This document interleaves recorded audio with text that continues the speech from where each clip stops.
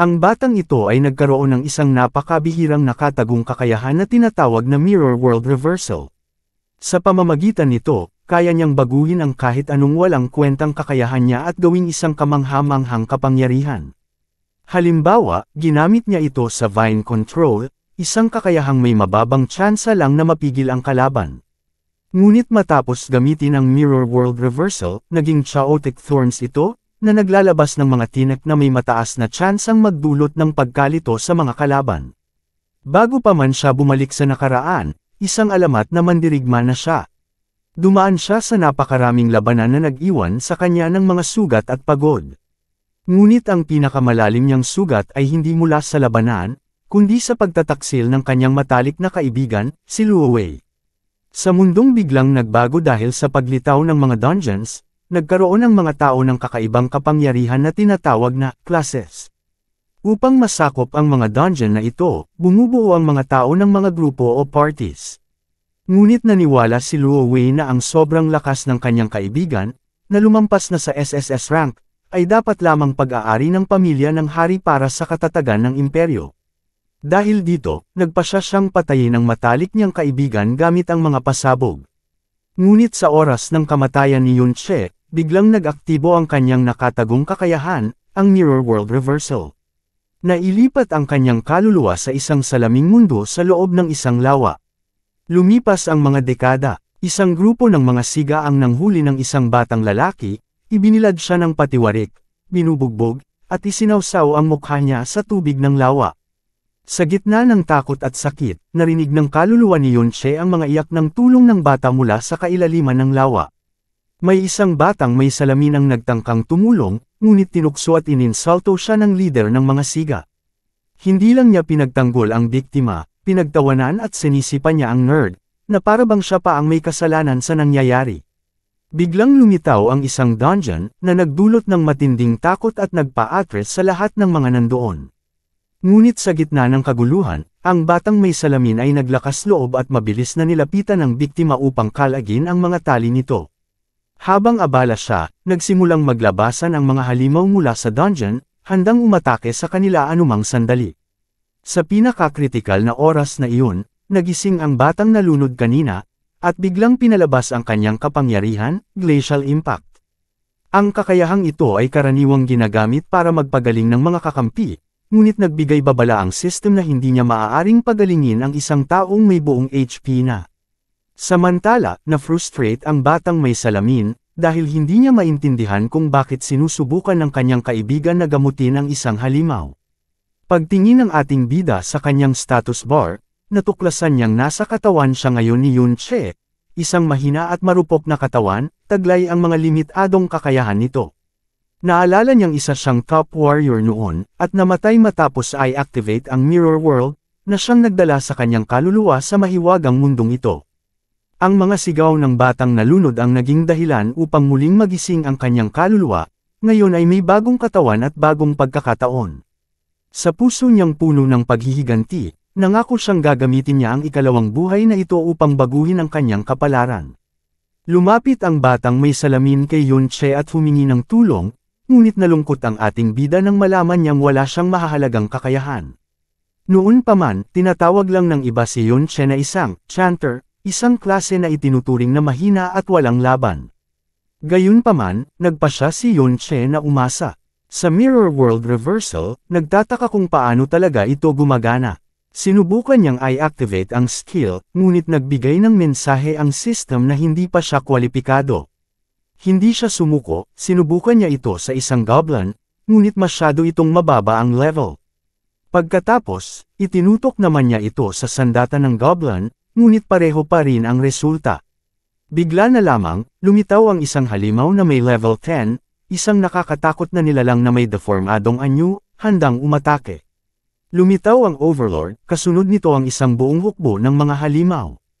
Natigilan ang batang may salamin, takot at siguradong katapusan na nila iyon, habang patuloy pa ring sinusubukan ni Yun Che na makabisado ang Mirror World skill.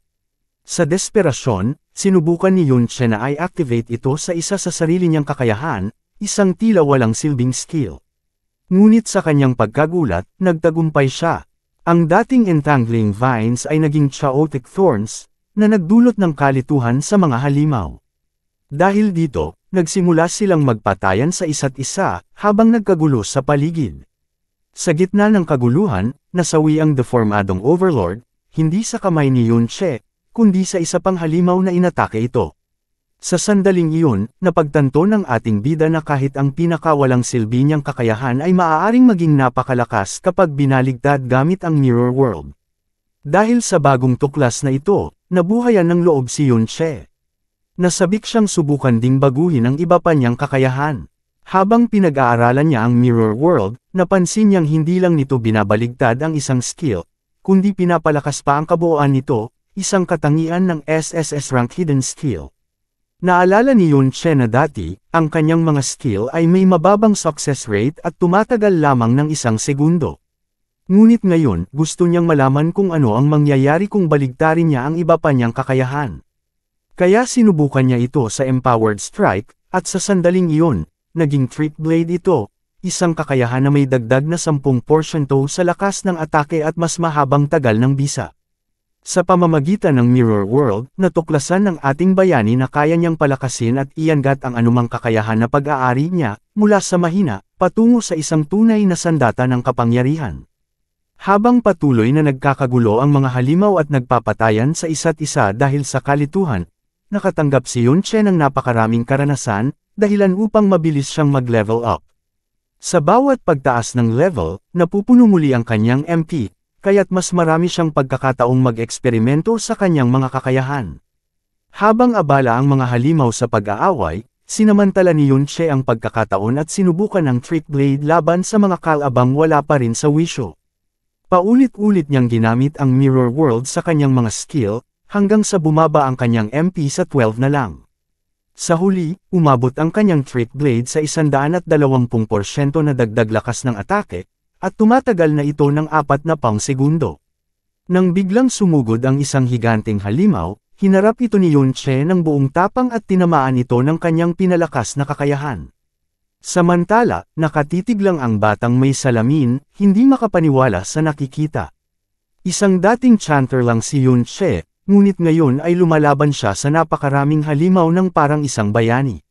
Sa tulong ng Trick Blade, nagawa niyang maglabas ng mga atakeng 2.3 beses na mas malakas kaysa dati. Ngunit bigla, gumuho ang lupa, at mula rito lumitaw ang Dungeon Lord, isang nilalang na may antas na level 21, matangkad at nakakatakot. Sa halip na umatras, nanatiling matatag si Yunche at in-atake ito gamit ang Chaotic Thorns. Sa kasamaang palad, hindi tinablan ang Dungeon Lord, at sumagot ito ng malalakas na palo gamit ang mga matutulis nitong kuko. Sa gitna ng laban, nagpakita ng tapang ang batang may salamin, tumalon sa harap upang saluhin ang atake at protektahan si Yunche. Sa sandaling iyon, naalala ni Yunche ang isang dating kasamahan sa kanyang nakaraang buhay, isang taong palaging handang magsakripisyo para sa kanya. Ngunit hindi nagtagal ang depensa ng bata, at tinapon siya ng halimaw palayo. Agad na tumakbo si Yunche upang pagalingin ang kanyang kasamahan, sabay-sabing uminom ito ng health potion. Habang mabilis na nag-iisip ng taktika, nagbigay siya ng utos kay Xiao Ji, maghintay muna, dahil may natitira pa siyang 8 segundo sa bisa ng Trick Blade. Patuloy na pinupuksa ni Yunche ang mga halimaw, bawat isa ay nagbibigay sa kanya ng karagdagang karanasan at nagbabalik ng kanyang HP at MP. Nang mapansin niyang muling puno ang kanyang lakas, inactivate niyang muli ang Trick Blade at ipinagpatuloy ang kanyang pag-atake, umaakyat ng level ng mabilis hanggang sa maramdaman niyang handa na siyang harapin ang Dungeon Lord.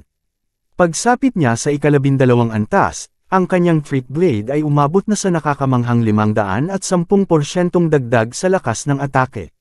Mabilis niyang inilpasan ang mga halimaw mula sa iba't ibang anggulo, inilabas ang sunod-sunod na malalakas na atake, hanggang sa tuluyang mapabagsak niya ang Dungeon Lord. Si Xiao Ji ay hindi makapaniwala sa nasaksihan, isang chanter na nasa 5 antas lamang ang nakatalo sa isang Dungeon Lord. Pagbagsak ng kalaban, nawala ang dungeon, hudyat ng kanilang tagumpay. Habang pinupulot ni Yunche ang mga nahulog na kagamitan at gantimpala, si Xiao Ji ay hindi pa rin makapaniwala at nagtanong kung paano siya biglang naging ganoon kalakas. Sa halip na sumagot, tinanong siya ni Yun Che kung kamag-anak ba siya ni Xiao Benben. Labis ang pagkagulat ni Xiao Ji, dahil alam ni Yun Che ang palayaw ng kanyang lolo sa tuhod. Ngunit nabigla rin si Yun Che nang malaman na si Xiao Ji pala ay apo ni Benben, dahil ayon sa kanyang alaala, pinatay ni Luo Wei ang lahat ng taong konektado kay Benben. Sinubukan ni Yun Che na alamin pa ang mga detalye, ngunit dahil naiinis na si Xiao Ji, tumanggi na itong sumagot. Sa kabilang banda, dahil hindi rin nagbibigay ng malinaw na sagot si Yun Che, tinanong naman siya ni Xiao Ji kung bakit niya itinago ang kanyang kapangyarihan sa loob ng mahabang panahon. Makalipas ang ilang sandali, binago ni Xiao Ji ang usapan, sinabing bumalik na lang muna sila sa paaralan, at binanggit ang nalalapit na pagbisita sa Memorial Hall. Dahil nakaramdam si Yun Che ng pagdududa at pag-iingat, napagpasyahan niyang manatiling lihim ang kanyang tunay na pagkakakilanlan, isang desisyong magtatakda ng bagong yugto sa kanyang buhay. Sa ngayon, naukit sa isip ni Yun Che ang banggit tungkol sa Memorial Hall. Para sa kanya, tila ito ang perpektong pagkakataon upang alamin kung ano ang tunay na nangyari matapos ang kanyang kamatayan sa kanyang nakaraang buhay. Habang nakasakay siya sa rail bus, napansin niyang ang transportasyon ngayon ay pinapagana na ng mga produktong nagmula sa mga dungeon. Namangha siya nang makita kung paanong ang mga bagay na dati eksklusibo lamang sa loob ng mga dungeon ay malayang nagagamit na ngayon sa araw-araw na pamumuhay. Dahil sa kuryosidad, tinawag niya mula sa kanyang inventaryo ang Chimera Bone Ring, at naalala kung paanong noon ay naglalaho ang mga kagamitan mula sa dungeon kasabay ng pagkawala ng dungeon mismo. Malinaw na maraming nagbago mula noon. Pagdating sa Memorial Hall, nasalayan ni Yun Che ang estatwa ni Luo Wei, na ngayoy pinararangalan bilang bayani, ang tinaguriang nagtapos sa kalamidad ng mga dungeon ilang taon na ang nakalipas. Ayon sa kasaysayan, maraming dungeon ang sabay-sabay na lumitaw noon, kabilang ang isang SSS rank dungeon na nagdulot ng matinding pagdurusa sa mga mamamayan. Si Luo Wei, kasama ang kanyang hukbo, ang nanguna sa pagsupil sa mga dungeon, habang ang kanyang matalik na kaibigan, si Luo Che, ay idinawit at tinuring na traidor. Ngunit sumidhi ang galit ni Yun Che habang iniaalala ang nakaraan, dahil ang kanyang hukbo ang tunay na sumupil sa SSS rank dungeon, ngunit ang kasaysayan ay nagkamali ng bayani. Samantala, ikinukwento ng guro sa paaralan ang mga paghihirap ni Luo Wei sa labanan, at idinagdag niyang sa tulong ng kilalang bayani na si Ding Kun, ay naitigil ni Luo Wei ang rebelyon. Ngunit walang maalala si Yun Xia tungkol sa sinumang may pangalang Ding Kun, kaya't naguluhan siya sa naririnig. Habang nagpapatuloy ang talakayan, dumating ang leader ng mga siga, si Ding Shu, na namangha nang makita sina Xiao Ji at ang ating bida na buhay pa. Mabilis namang naghinuha ang kaibigan ni Ding Shu na may isang malakas na eksperto na malapit lamang nang maganap ang paglilinis ng dungeon. Dahil sa kanilang pag-uusisa, nagsimula magtipon ang mga estudyante sa paligid ni Ding Shu, sabik na marinig ang tungkol sa bagong dungeon. Subalit agad niyang sinisi si Xiao Ji, na dahil daw sa kanya ay nadamay silang lahat sa gulo. Nang tutulan ni Xiao Ji ang paratang, mabilis siyang pinatahimik ni Ding Shu sa pamamagitan ng pagtuturo sa isang estatwa ni Xiao En, na mas kilala sa palayaw na Benben, at ipinapakitang tinatapakan ito ng bayani na si Ding Kun, na ninuno mismo ni Ding Shu.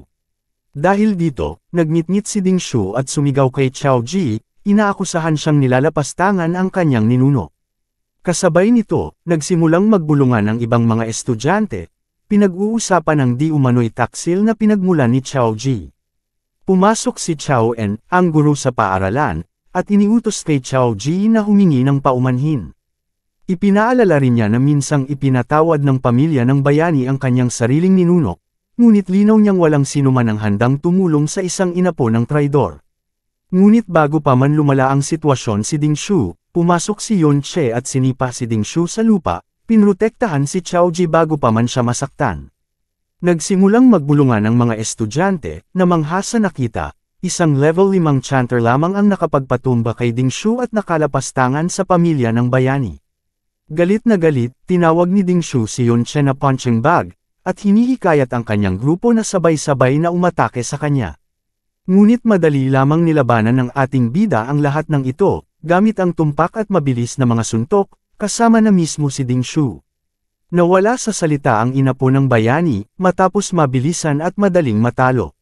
Samantala, muling nagbulungan ang ibang estudyante, ngayon ay tuwang-tuwa at kumbinsidong mahina si Ding Shu. Nagagalit, ina-activate ni Ding Shu ang kanyang kakayahang rage, at tinawag ang kanyang apoy na pinalakas na martilyo. Ngunit napansin ni Yun Che ang isang pagkakataon, at sa isang tumpak na suntok, pinabagsak niya si Ding Shu sa lupa sa isang iglap lamang.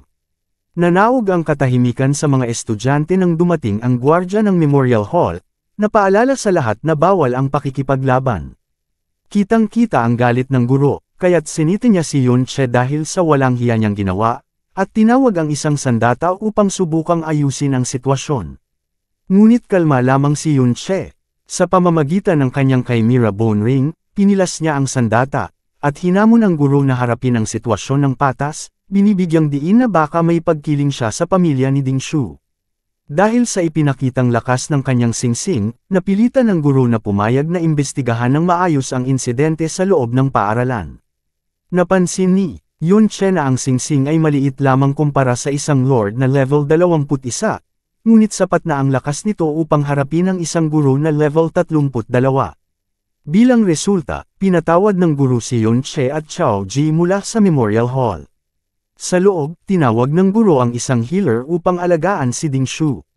Paglabas, nanginig ang isip ni Yun Che sa mga naalala, matapos ang kanyang pagkatalo, wala nang nakaligtas sa kanyang hukbo, at si Ben Ben ay tuluyang napatay ni Ding Kun. Dahil sa kuryosidad, hiniling niya kay Chao Ji na ikwento ang tungkol sa sinasabing bayani, si Ding Kun. Ipinaliwanag ni Chao Ji na natuklasan ni Ding Kun ang mga plano ng traidor na si Yun Che, at nagpadala ng hukbo malapit sa SSS Rank Dungeon upang tulungan supulan ang rebelyon. Naalala ni Yun Che na talaga namang nagkaroon ng ambush sa dungeon, na ang layunin ay lipulin ang kanyang hukbo.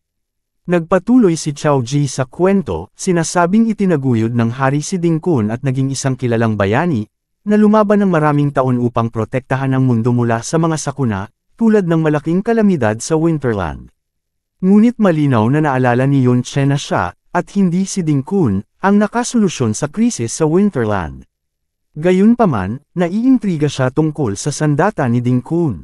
Ipinaliwanag ni Chao Ji ang tungkol sa Flowing Cloud Sword, isang espada na di umano'y ginamit ni Ding Kun upang parusahan ang mga kontrabida.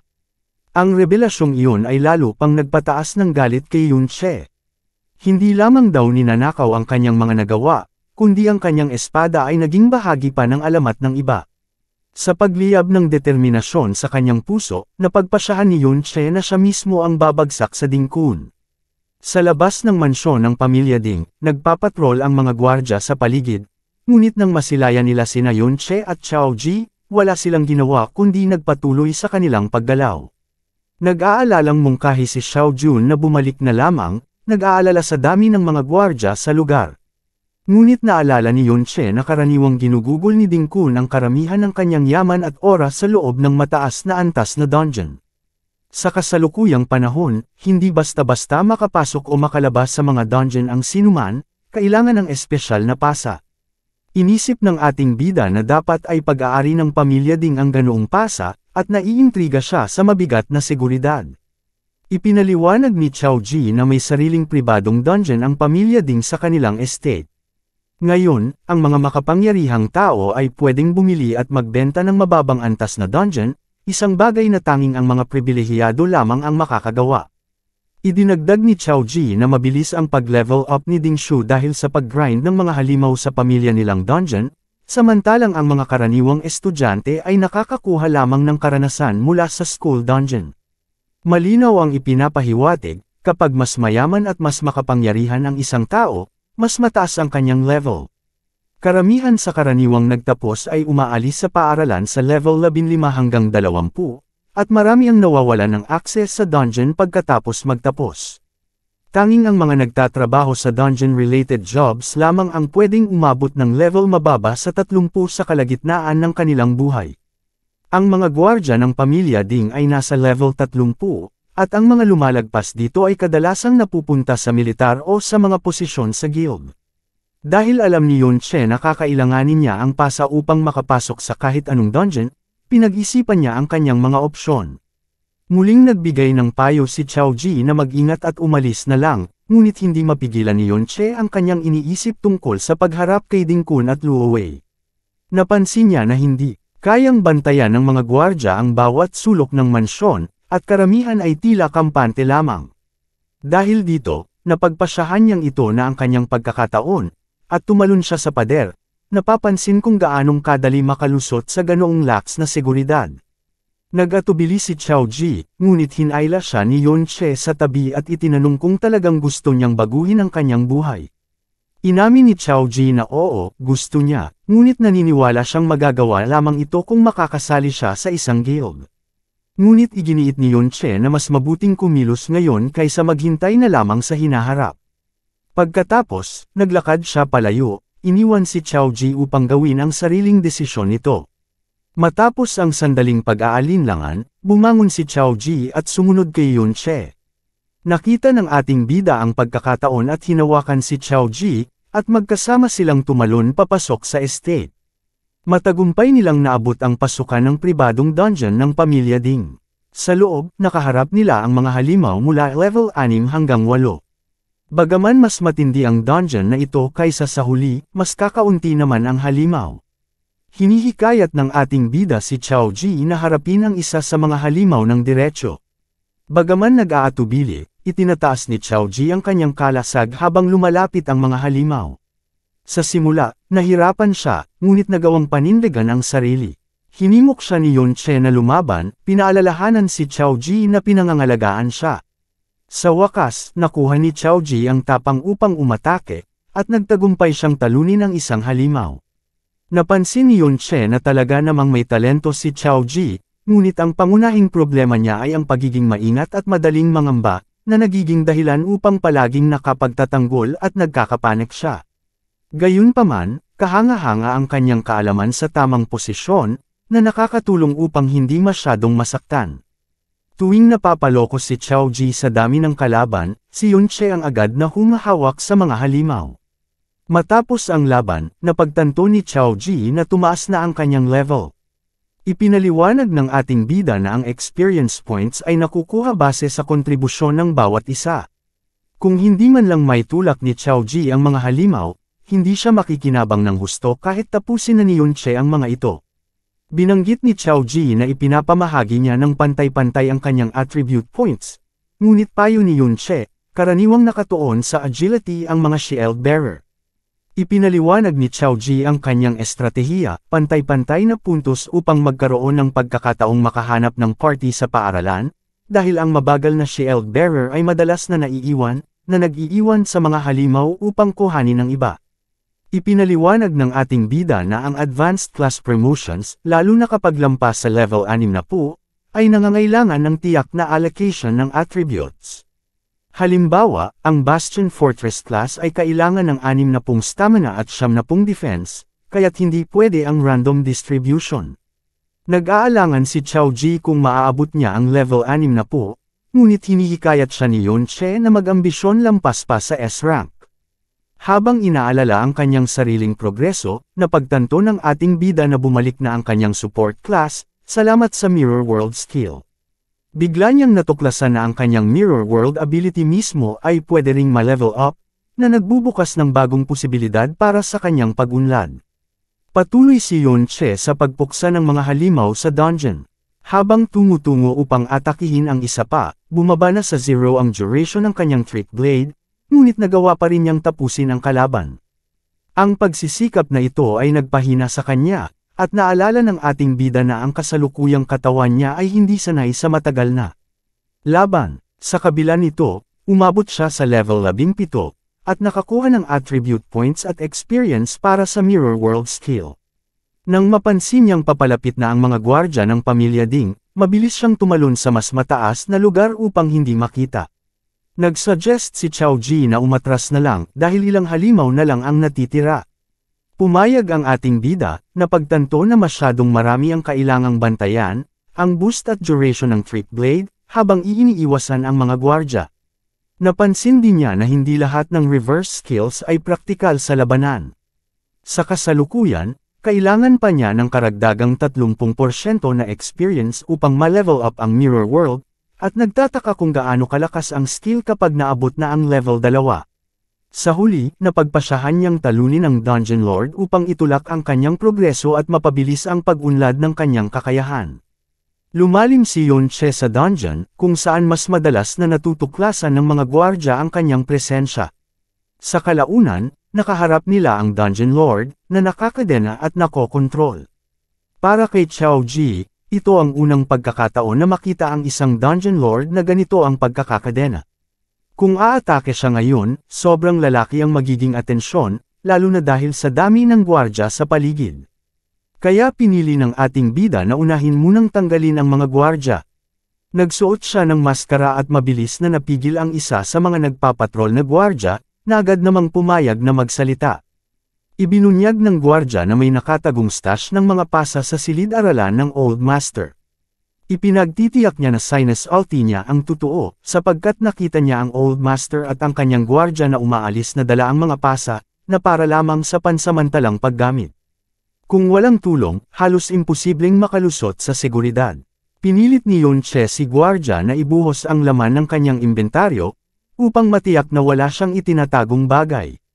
Paglabas, ipinaliwanag ng gwardya na ang kasakiman ng pamilya Ding ang dahilan kung bakit iniimbak nila ang lahat ng mahalagang item, na nagtatabi lamang ng mga ordinaryong bagay para sa iba.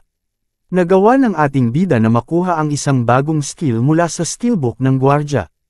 Nagpatuloy sila patungo sa dulo ng inner residence, kung saan hindi na kailangan ng gwardya, sapagkat lahat sa loob, maliban kay Ding Shu, ay lampas na sa level 30. Ang mga pasa na kailangan nila ay nasa loob mismo ng inner residence. Ang family head, na level 42, ay kasalukuyang nasa Old Master, at ang ikatlong ulo, parehong lampas level 50, ay wala sa bahay dahil sa negosyo. Di nagtagal, nanghina ang gwardya, at nagpasya ang ating bida na bumalik sa dungeon mag-isa, upang mahikayat lumabas ang family head. Pagdating sa nakakadenang Dungeon Lord, napansin niya na nakakadena ito gamit ang high-level chains upang mapanatiling stable ang dungeon. Nakita niya ang isang nag-iisang gwardya na nagbabantay sa mekanismo, at agad niya itong pinatigil. Nakuha niya ang level 60 combat chains. Sa wakas, ang Dungeon Lord ay pinalaya at nagsimulang bumangon at malapit nang sumiklab ang kaguluhan. Samantala, sa labas ng pamilya Ding, nagsimulang magpadala ng mga gwardya ang family head patungo sa dungeon. Kumpiyansa sa distraction na kanyang nilikha, hinihanda ng ating bida ang kanyang sarili upang mas madaling makapasok sa inner residence. Sa pasukan ng compound ng pamilya Ding, bumaba mula sa kotse ang ikalawang ulo ng pamilya, si Ding Hao, kasama si Ding Shu sa kanyang tabi. Lumapit siya sa susunod na sasakyan, at magalang na binuksan ang pinto para kay Yunsha at sa kanyang assistant, tinanggap sila sa kanyang formal na paraan. Ngunit walang babala, sipa ni Ding Hao ang isang malapit na gwardya bago niya pinangunahan ang kanyang mga bisita sa loob ng inner palace. Habang pinagmamasdan mula sa malayo, tinitingnan ni Xiao Ji ang eksena. Lumapit si Yun Cho, at ipinaliwanag na ang Dungeon Lord sa loob ay level 30, kaya hindi ito madaling hulihin ng buhay. Ipinaliwanag niya kay Xiao Ji na ang pagkalat ng kaguluhan ay kailangan upang mailihis at maging abala ang family head. Napansin ni Xiao Ji na ang gwardya na nasipa ay talagang kanyang tiyuhin. Nalaman ng ating bida na sa nakaraan, ang sariling pamilya niya ay tuluyang nawasak, kaya nailigtas sila sa karagdagang kahihiyan. Sa kaibahan, ang pamilya Xiao ay nagtitiis ng maraming taon ng kahihiyan, at sa utos ni Ding Kun, lalo pang tumindi ang pang-aapi. Sa kalaunan, ang pamilya Xiao ay naging halos alipin ng pamilya Ding, pinipilit na basahin ang kanilang mga mod at magpakumbaba para mabuhay. Sinabi ni Xiao Ji na ang henerasyon ng kanyang ama ay sinubukang lumaban, ngunit nawala ng katinuan ang kanyang ama, at ang kanyang tiyuhin ay naging halos alipin ng pamilya Ding. Sa kabila ng panganib, determinado ang ating bida na pumasok sa inner residence. Nagprotesta si Xiao Ji, pinaalalahanan siya na naroon ang ama ni Ding Shu, isang makapangyarihang level 42, ngunit nanatiling matatag si Yun Che. Iginiit niya na ang mga natatakot sa panganib at palaging nag-o-overthink ay hindi kailanman uunlad. Sinabi niya kay Xiao Ji na kung talagang nais niyang baguhin ang kanyang kapalaran, kailangan niyang kumilos. Nag-atubili si Xiao Ji, hindi tiyak kung kaya nilang humarap sa isang pamilya na ganito kalakas, ngunit matapang na idineklara ng ating bida na handa siyang labanan ang buong imperyo kung kinakailangan. Walang patumpik-tampak, tumalon siya papasok sa Inner Palace. Sa loob, nakatanggap ang ikalawang ulo ng pamilya ng agarang balita na nagwala ang Dungeon Lord. Nag-alok si Yun siya na bumalik na lang sa ibang araw, ngunit tiniyak ni Ding Hao sa kanya na mabilis itong maaayos ng kanyang nakatatandang kapatid. Binanggit din niya na ang Old Master at ang ikatlong kapatid ay papunta na upang makipagkita sa kanya, at ang kilalang hero grandpa nila ay sabik ding makita siya. Sa terrace, nagtaka ang ating bida kung ang hero grandpa na iyon ay ang sikat na bayani na si Ding Kun. Napansin niya na may parehong apelyido si Yun siya, kaya hinulaan niyang malaki ang kanyang katayuan. Pumasok siya sa study room upang hanapin ang mga pasa. Bagaman walang nahanap, natagpuan niya ang isang diary at ilang mataas na kalidad na skill books. Sa mga ito, nakuha niya ang isang bagong kakayahan, Slowing Aura, na makakabawas sa bilis ng kalaban ng 20%. Napansin ni Xiao Ji na pinalilibutan ng mga gwardya ang inner residence, kaya lalong nabahala siya para sa kaligtasan ng ating bida. Isinasaalang-alang niyang tumakas, ngunit ang mga alaala ng paghihirap ng kanyang pamilya ang pumipigil sa kanya. Sa isang nakakagulat na pagpapakita ng tapang, bigla siyang sumigaw upang kunin ang atensyon ng mga gwardya, na umaasang makalikha ng diversion para sa ating bida. Samantala, sinunggaban ni Yun Che ang pagkakataon at tumalon palabas ng bintana. Napansin ang bagong tapang ni Xiao Ji, sumigaw siya ng malakas, siguraduhing malalaman ng lahat na nakuha na niya ang chains at skill box. Pagkatapos, ginamit niya ang Mirror World upang i-reverse ang kanyang Slowing Aura, at ginawang Accelerating Aura. Nang napansin niyang patungo siya sa dungeon, agad na iniutos ni Ding Yi sa kanyang mga gwardya na habulin siya. Determinado si Yun Che, itinutok niya ang kanyang pansin sa Dungeon Lord, layuning i-level up ang kanyang Mirror World skill. Sa kabutihang palad, ang Dungeon Lord ay ngayon sa pinakamahinang estado, bunga ng naunang laban. Kay Ding Yi, kaya perpektong pagkakataon ito para umatake ng ating bida. Narinig ni Yun Che ang gulo sa labas ng inner residence, ngunit tiniyak ni Ding Hao kay Yun siya na magnanakaw lamang ang sanhi ng gulo. Samantala, sa loob ng dungeon, mabilis na ni-redirect ni Ding Yi ang kanyang mga gwardya at bumilis ang kanyang paggalaw, iniutos niya sa mga rogue at archer na sumunod sa kanya. Ngunit ginamit ni Yun Che ang kanyang agility at acceleration skills, kaya nahirapan ang mga level 30 archers at rogues na makasabay sa kanya. Hindi nagtagal, naharap na siya sa Dungeon Lord, na ngayon ay mahina na at nakakadena sa pamamagitan ng seal. Nakita ang pagkakataon, pinanatili niya ang kanyang bilis, at nakatarget na patayin ang Dungeon Lord sa isang tiyak at malakas na suntok. Habang palapit na ang mga gwardya, inali niya ang Chaotic Thorns, na nagdulot ng kalituhan sa mga gwardya at nagpakontra sa isa't isa. Dumaan siya sa kanila ng madali, napapansin ang kakulangan nila sa tunay na karanasan sa team battle. Sumiklab ang matinding laban sa pagitan ng mga gwardya at ng ating bida, na nagpatuloy hanggang sa dumating si Ding Yi suot ang armor at may hawak na palakol, sumugod si Ding Yi sa ating bida ng kalmado. Tinawag ni Yun Che ang high-level chains. Bagaman hindi pa niya ma-access ang buong stats nito, kahit level 6 na po, napakalakas pa rin ng mga ito. Binasag niya ang seal gamit ang chains, at inatake ang Dungeon Lord mula sa iba't ibang anggulo, sa huli ay napapatay ito. Sa tagumpay na ito, naabot ni Yun Che ang level 20, at nag-level up ang kanyang Mirror World skill. Habang palapit na si Ding Yi at ang kanyang mga gwardya upang hulihin siya, bigla siyang naglaho ng walang bakas. Hindi inaasahan, napunta siya sa loob ng Mirror World matapos i-activate ang kanyang skill. Napagtanto niya na mayroon siyang kalahating oras upang magamit ang natatanging lugar na ito. Agad niyang napansin na lahat sa loob ng Mirror World ay tila kabaligtaran.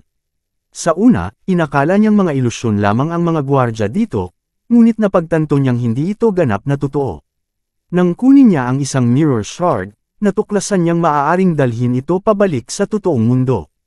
Ngayon naabot na sa level 2 ang kanyang Mirror World skill, napagtanto ng ating bida na maaari niyang kunin ang anumang bagay na makukuha niya sa mundong ito.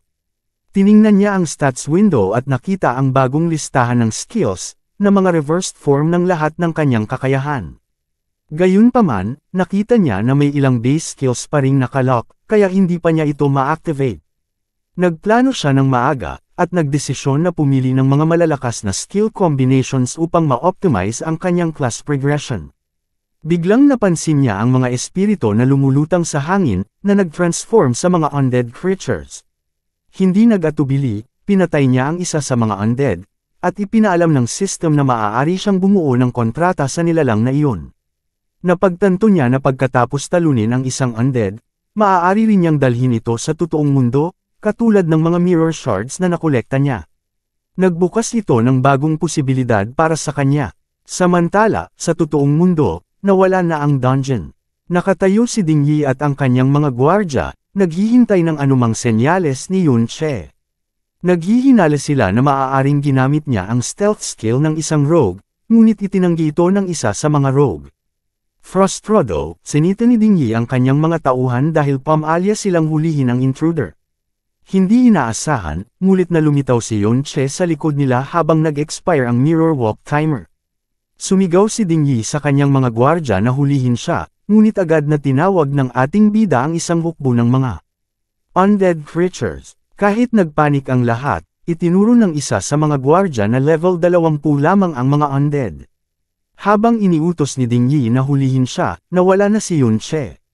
Paglabas niya sa labas, napansin ng ating bida na medyo mahina pa rin ang kanyang mga undead summons. Ngunit nasiyahan siya na nagawa niyang bumuo ng kontrata sa 12 pinakamalakas na undead creatures na available. Nalaman din niya na may 200 metrong limitasyon sa exploration sa loob ng Mirror World, kaya may hangganan lamang ang layo na maaari niyang marating sa loob nito. Determinado na sulitin ang bagong kakayahan, nagdesisyon siyang tuklasin ang Mirror World mula sa iba't ibang lokasyon sa hinaharap. Bigla, napansin niya si Chao Ji na hinahawakan ng isang gwardya, kaya kumilos siya ng mabilis. Pinabagsak ni Yun Che ang gwardya at kinuha si Chao Ji. Sa pagkontrol sa sitwasyon, umuwi agad ang ating bida, sabik na ibilang ang kanyang mga nakamit at planuhin ang susunod na hakbang. Patuloy ang labanan ng mga gwardya ng Ding family laban sa mga undead creatures. Bagaman madali nilang natatalo ang mga ito, patuloy na nabubuhay ang mga halimaw. Di nagtagal, dumating si Dinge, ang ikatlong ulo ng Ding family, at walang kahirap-hirap na pinatay ang lahat ng undead. Ipinaliwanag niya na ang mga summoned creatures na ito ay nagtatanggal ng magic points at maaaring mawala kung ilang beses pang matatalo. Samantala, sa loob ng inner residence, yumuko si Ding Hao sa Old Master bilang paghingi ng paumanhin. Iniulat niya na nakatakas ang intruder sa pamamagitan ng bintana.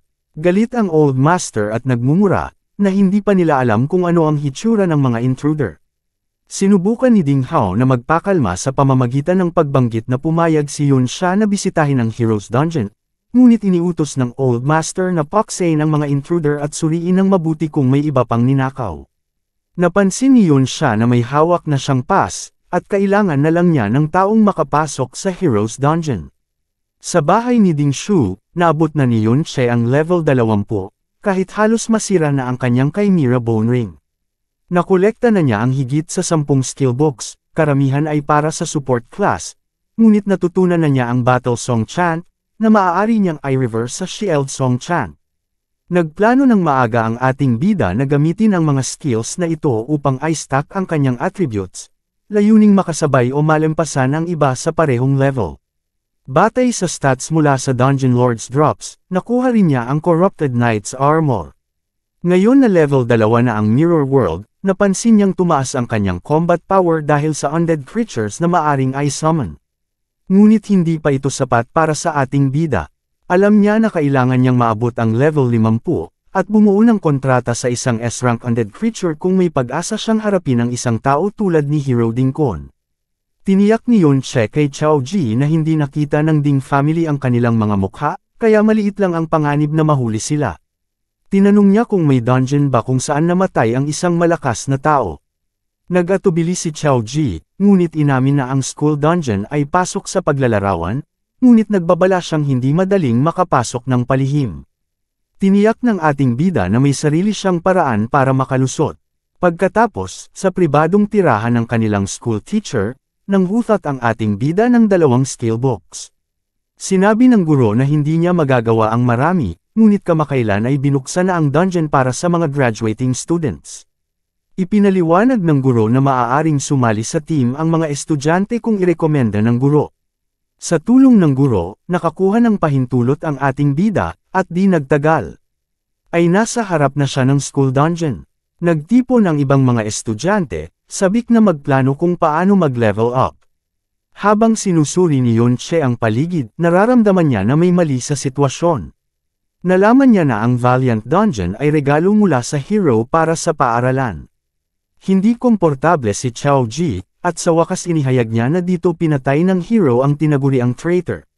Nagbabala si Chao En, ang school teacher, na mataas ang level ng dungeon, at nag-assign ng isa pang estudyante, si Si, para bantayan ang grupo. Nagreklamo si Si, ngunit sumunod sa utos, sinabihan ang ating bida at si Xiao Ji na manatili sa likuran sa kabila ng masiglang paghahanda. Hindi matanggal ni Yunche ang pakiramdam ng panganib mula sa level 24 na dungeon. Sa loob ng dungeon, agad na nakilala ni Zi sina Yunsha at Yunyin, at itinuro niya na mababa pa ang kanilang grade. Pagkatapos, itinutok ni Zi ang atensyon kay Yunche at Xiao Ji, at napansin niyang mabababa rin ang kanilang grade. Nagmamayabang siya, sinasabi na mas energized daw siya kapag may mga babae sa paligid, at nais sana niyang manatili sina Yunsha at Yunyin sa kanyang tabi. Isa sa kanyang mga kasamahan paalalahanan siya na sina Yunsha at Yunyin ay malayo na sa level 30, higit sa kanyang abot, kaya hindi sila kasama sa kanyang league. Hindi inaasahan, lumapit sina Yunsha at Yunyin kay Yunche. Agad niyang nakilala si Yunsha bilang bisita na nakita niya sa Ding family estate, at nagtataka kung bakit siya lumapit. Casual na pinuri ni Yunsha ang kanyang boses, binanggit na nakita niya ito sa Memorial Hall, pagkatapos ay lumapit at tahimik na inamin na nakilala niya si Yunche kahapon sa Ding family residence. Nagulat si Yunche, hindi niya inaasahan na makikilala siya ng isang tao sa ilang palitan lamang ng salita. Matapos magpalit ng kagamitan, nagpatuloy sina Yunsha at Yunyin, na nagbigay sa ating bida ng ideya na baka nakilala rin ni Ding Shu ang kanilang mga boses kahapon. Gusto niyang pasalamatan sina Yunsha at Yunyin dahil hindi nila inilantad ang kanyang pagkakakilanlan, kaya tahimik niyang binalaan ang dalawa na mag-ingat. Ipinaliwanag na nagbibigay sa kanya ng kakaibang delikadong pakiramdam ang dungeon na ito. Nagpasalamat si Yunsha sa babala, ngunit tiwala siyang hindi siya nag-aalala sa kanyang kasalukuyang level. Nakikita ito ni Zi, na mangha ang kanyang grupo, at agad na nagtipon sa paligid ni Yunsha, sabik na makilala siya. Hindi pinansin ng ating bida ang kanilang kuryosidad at nagpatuloy sa paglusong sa dungeon. Sa loob, nagtatalo sina Zi at ang kanyang grupo. Ipinipilit na hindi dapat mag-isa sina Yunxia at Xiao Ji. Upang panatilihin ang mukha, sinasabi ni Zi na malapit siya kay Yunsha, kaya imposible na mababa ang level niya.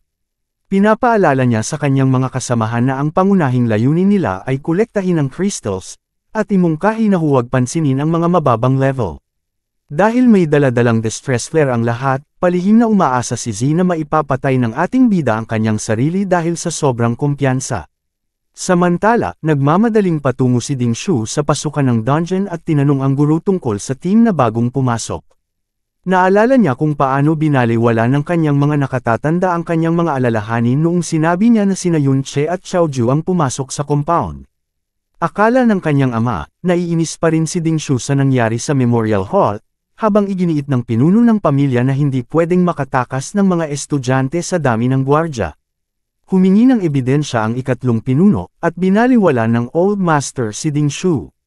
Ngayon, desperado na patunayan ang sarili, hinawakan ni Ding Shu ang isang guro, ipinilit na payagan siyang pumasok sa dungeon. Abala si Yunxia sa paglaban sa mga halimaw, nang biglang umatake ang isa sa kanila ng mabangis. Mabilis na tumugon si Xiao Ju, nagsummon ng hanay ng mga shield sa paligid ni Yunche, at sumigaw ng mga salitang pampalakas loob, na nagpapataas sa kanyang stats. Dahil sa suporta na ito, nagtagumpay ang ating bida na talunin ang halimaw, at umabot siya sa level 21, habang si Xiao Ju ay naabot ang level 11. Ang mga kasanayang ginamit ni Xiao Ju ay nagmula sa aklat ng mga teknik ng pamilyang Ding, kaya naging epektibong kakampi siya kahit laban sa mas malalakas na kalaban. Habang nagpapatuloy sila sa paglalakbay, naalala ng ating bayani ang tungkol sa isang bihirang halimaw na tinatawag na Obsidian Beast. Alam niya na kung matatalo niya ito, maaari niyang makuha ang support type skill na Gravitational Pull, na nakalista na rin sa kanyang reversed skills. Bukod doon, sabik din siyang mahanap ang lugar kung saan bumagsak sa labanan ng isang makapangyarihang nilalang noon. Paglaon, nakarating sila sa Crystal Pillar Canyon, tirahan ng mga elite-grade Radiant Stone Beasts.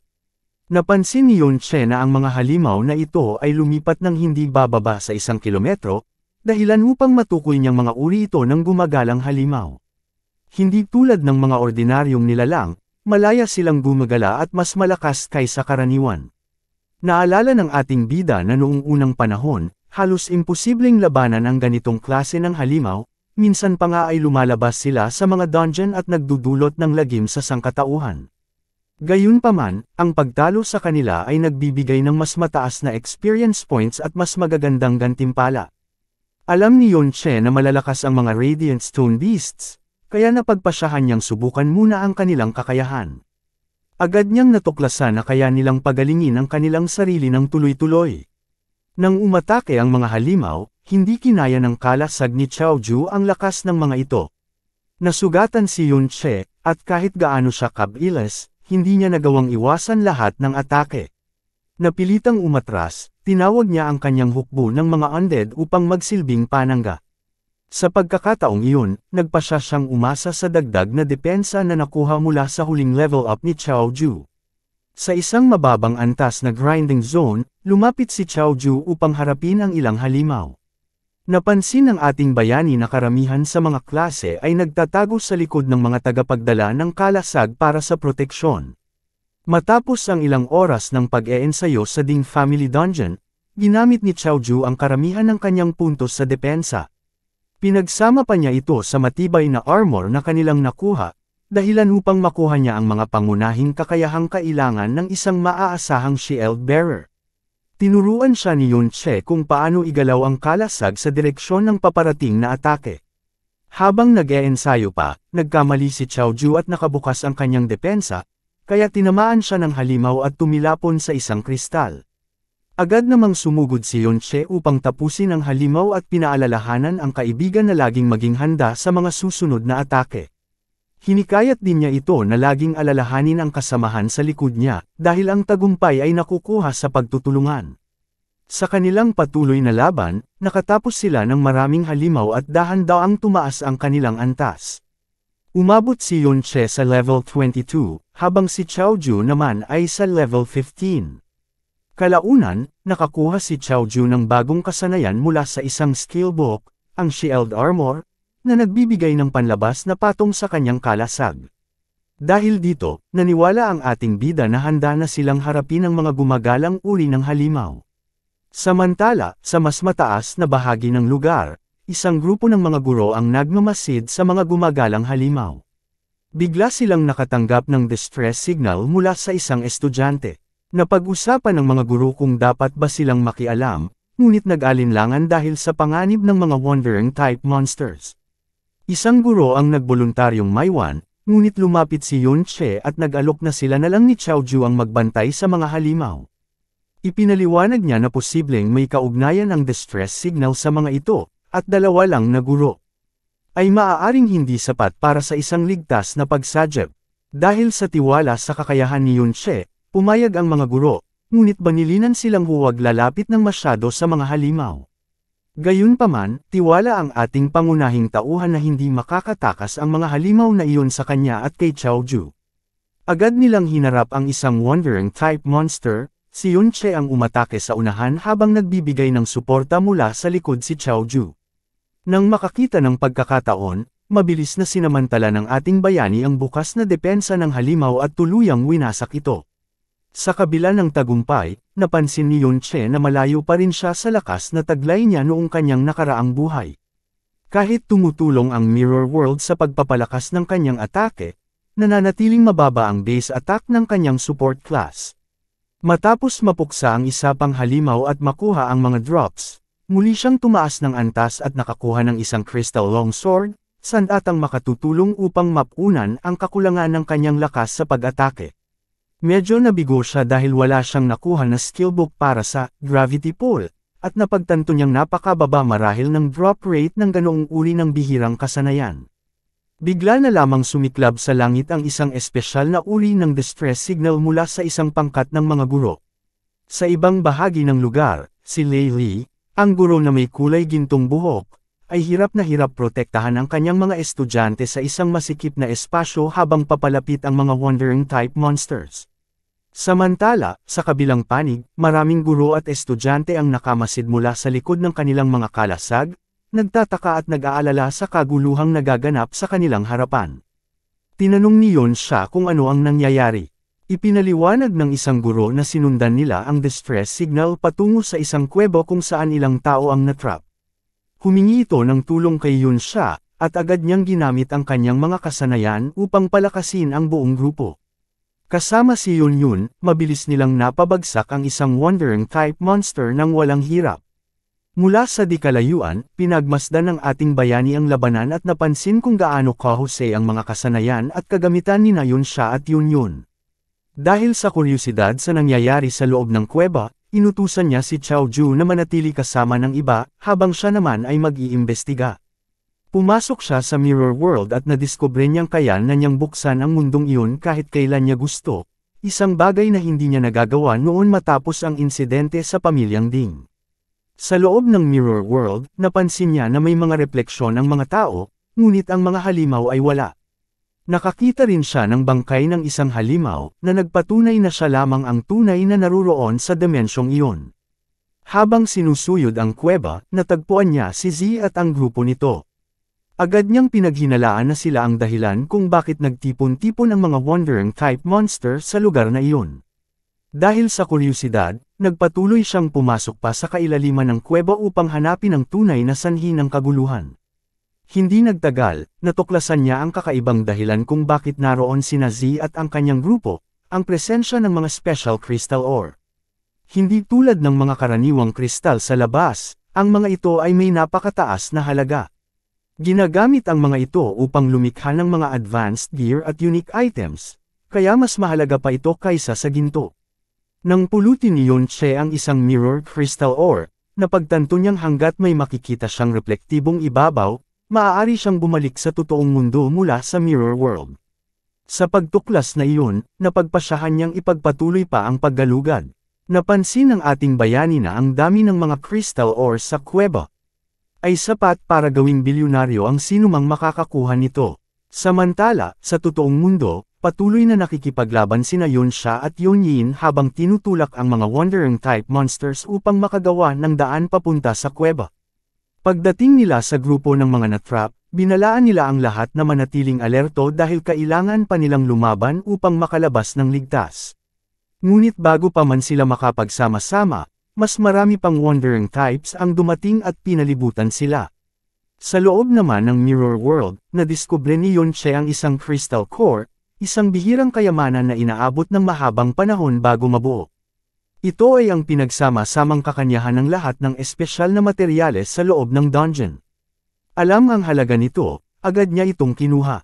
Ang paggamit ng crystal core ay makapagpapabilas ng kanyang stamina at mana recovery, ngunit ang pinakanakapagpahanga sa kanya ay ang 20% light and electric damage reduction na ibinibigay nito, isang uri ng bonus na napakabihira, kahit sa mga top-tier gear. Dahil dito, naging maingat ang ating bayani.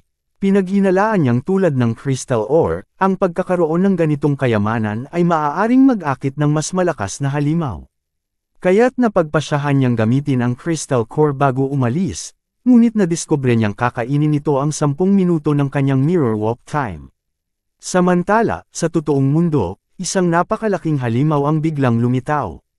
May mga estudyanteng naniwalang isa itong wandering type lord, habang ang iba naman ay nag-akala na ito ang hidden boss ng dungeon. Ang Wandering Lord ay isang bihirang hidden boss, mas malakas pa kaysa sa karaniwang dungeon lord at lampas sa kakayahan ng kahit sinong guro na naroon. Nagkubli ang mga guro at estudyante sa likod ng kanilang mga kalasag, ngunit nagsimula ang kaguluhan ng sabay-sabay umatake ang mga nakapaligid na wandering types. Sinubukang pekalmehan ni Yun Sha ang lahat at iminungkahi na baka makaligtas sila kung dadaan sa kanyan sa unahan. Agad niyang ginamit ang kanyang buff, at pinangunahan naman ni Lily ang grupo. Habang sumusulong sila, tinataas nila ang kanilang mga kalasag at nilalabanan ang mga halimaw. Sa kasamaang palad, naglabas ng malakas na sigaw ang Wandering Lord, isang battle cry rally na nagtipon ng mas marami pang Wandering types mula sa kailaliman ng dungeon. Pagkatapos nito, nagpalabas ito ng makapangyarihang buff na nagpalakas ng kakayahan ng lahat ng kasamahan nitong halimaw. Lalong naging mabangis ang labanan, at sa gitna ng kaguluhan, isang guro ang agad na napatay. Habang nagpapatuloy ang pakikipaglaban, inutusan ni Yun Sha ang mga shield guards at healers na magtulungan at manatiling buo ang depensa. Ngunit sa hindi inaasahang pangyayari, isang guro na nakasuot ng balabal ang biglang kinabahan at tumakbo palayo, sinusubukang tumakas mag-isa sa gitna ng mga halimaw. Agad na pinigilan ni Lily ang mga nais tumakas, binalaan silang hindi magtatagal ang kanilang stealth skills upang makalampas ng ligtas. Sa kasamaang palad, biglang umatake ang Wandering Lord ng isang malakas at nakamamatay na hampas, dahilan upang agad mamatay ang bearong nakabalabal.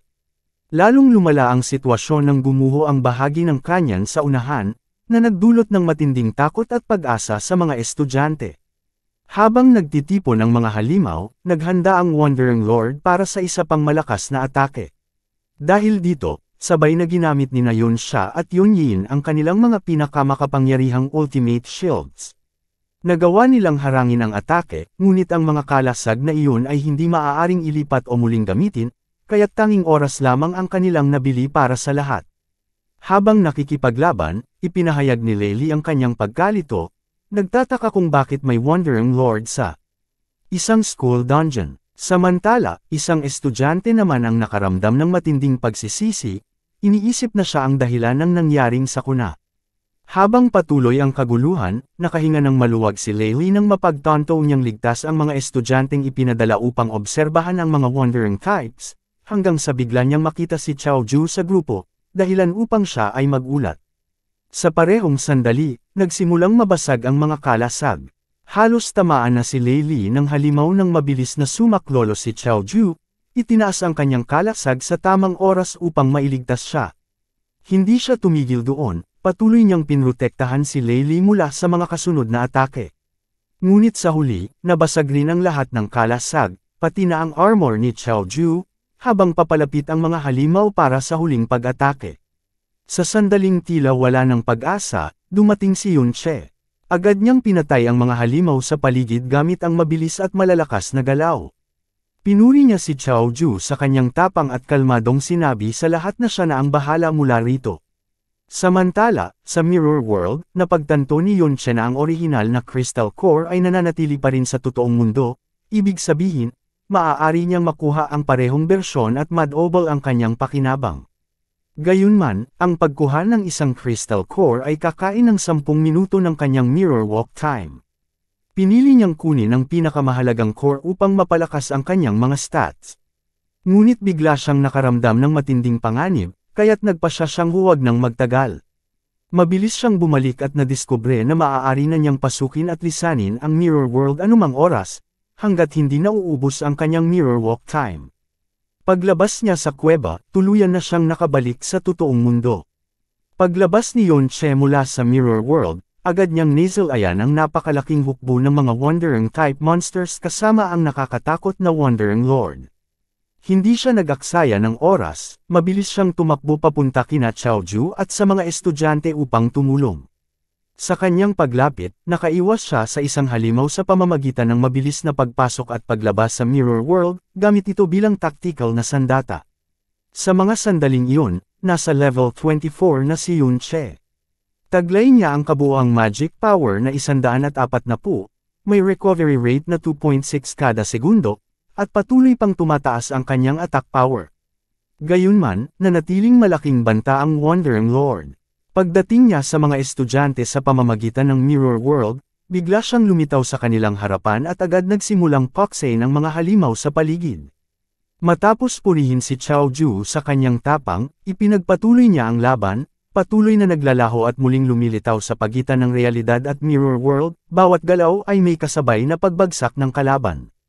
Upang makayanan ng walang katapusang agos ng mga wandering types, humingi siya ng mga buffs kina Yunsha at Xiaoju, na agad namang tumugon. Tuloy-tuloy ang pagdating ng mga halimaw, ngunit dahil sa kapangyarihang dulot ng Crystal Core, buo ang tiwala ni Yunche na kakayanin niya ang labanan. Gayunman, nang gamitin niya ang Chaotic Thorns, napansin niyang hindi tinatabla ng atakeng ito ang mga halimaw. Sa paligid, halos hindi makapaniwala ang mga guro at estudyante sa lakas ni Yunche habang pinapatunayan nito ang kanyang pambihirang kakayahan. Bawat halimaw na kanyang napapatay ay nagdudulot ng karagdagang experience, dahilan upang mabilis siyang mag-level up muli. Napagtanto niyang napakabilis ng kanyang pag-unlad sa labanang iyon. Si Yunxia, na nanunood mula sa malayo, ay namangha. Hindi niya matanggap na ang lalaking minsan niyang tinawag na isang karaniwang magnanakaw ay may ganitong kapangyarihan. Patuloy na, nagpalipat-lipat si Yunche sa pagitan ng mirror world at ng totoong mundo, walang tigil sa paglipol ng mga halimaw. Dahil dito, umabot na siya sa level 28. Sinubukan ni Leili na pakalmayan ang iba sa pagsasabing estudyante lang si Yunche, ngunit hindi na ito maitatanggi, ang kanyang talento ay higit pa sa ordinaryo. Sa gitna ng labanan, isang napakalakas na atake ang inilunsad ng Wandering Lord, at muntik nang tamaan si Yunche. Sa kabutihang palad, nakaiwas siya sa oras, ngunit alam niyang isang diretsyong tama lang ay tiyak na kamatayan. Ang bawat galaw ng halimaw ay yumanig sa paligid, banta sa huling dalawang shield barrier na nagpo-protekta sa mga estudyante at guro. Kapag bumagsak pa ang mga iyon, wala na silang depensa. Ramdam ni Leili ang panganib at agad siyang sumigaw, hinihikayat ang lahat na tumakas habang may puwang pa. Ngunit nag-aalinlangan ang grupo, kung aalisin nila ang mga shield, baka lalo lang silang madisgrasya. Lumapit si Yunche at nagboluntaryo. Siya raw ang aagaw ng atensyon ng Wandering Lord upang makatakbo ang iba. Nag-alala si Leili, alam niyang halos imposible ang plano, ngunit maliwanag sa lahat ang totoo. Kung hindi mapipigilan ang halimaw, mas marami pa ang masasawi kapag nakalabas ito sa labas ng kuweba. Buo ang loob ni Yunche. Hindi na siya uurong. Itatakda niyang tudukan ang laban na ito. Habang inaatake niya ang Wandering Lord upang ilihis ang atensyon nito, sinamantala ng mga guro at estudyante ang pagkakataon para makalayo. Habang tumatakbo ang iba, si Xiaoju ay nanatiling nag-aalala. Walang magawa kundi magdasal para sa kaligtasan ni Yunche. Patuloy ang matinding sagupaan. Sa bawat palitan ng atake, tumataas ang antas ni Yunche, nag-level up siya habang tinatamaan ang Wandering Lord mula sa iba't ibang anggulo. Kapag nagbabalik ang halimaw ng malakas na pag-atake, mabilis siyang naglalaho papasok sa mirror world, saka muling sumusulpot para umatake. Ngunit napansin niyang kakaiba, bawat tama niya, agad gumagaling ang Wandering Lord. Hindi ito basta maubos. Doon niya napagtantong may ibang paraan para mapatamba ito. Sa pagtitig niya, napansin niya ang kristal na nakabaon sa ulo ng halimaw. Doon nagmumula ang lakas nito. Kailangan niyang tamaan iyon. Ngunit nagsisimula nang mawala ang mga buffs na ibinigay sa kanya ni Yunsha at Xiaoju, at paubos na rin ang kanyang mana, hindi na magtatagal ang kanyang trick blade.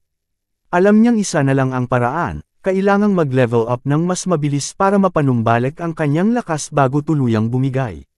Sa kasamaang palad, nagsimulang basahin ng Wandering Lord ang mga galaw ni Yunche. Kahit pa siya ay naglalaho at muling sumusulpot sa mirror world, nasusundan na rin siya ng halimaw. Sa gitna ng sunod-sunod na atake, tinamaan ng malakas si Yunche at nagtamo ng sugat. Napagtanto niyang delikado ng umasa sa mirror world, dahil kaunti na lang ang natitirang oras niya roon. Hindi rin niya magamit ang kanyang undead summons, dahil ubos na ang kanyang MP. Bigla na lamang lumitaw ang isang napakalakas na shield, isang proteksyon na ipinatawag ni Yunsha. Nabigla si Yunche nang makita sina Yunsha, Xiaoju, at Yunyun na dumarating upang tulungan siya. Habang pinipilit nila siyang umatras, nagpasya si Yunsha na sila na ang tatapos sa laban. Sa tulong nila, muling lumakas ang loob ni Yunche. Magkasama nilang hinarap ang natitirang mga halimaw, at tuloy-tuloy ang pag-angat ng antas ni Yunche hanggang level 30. Sa wakas, nakakuha siya ng skill book para sa gravitational pull.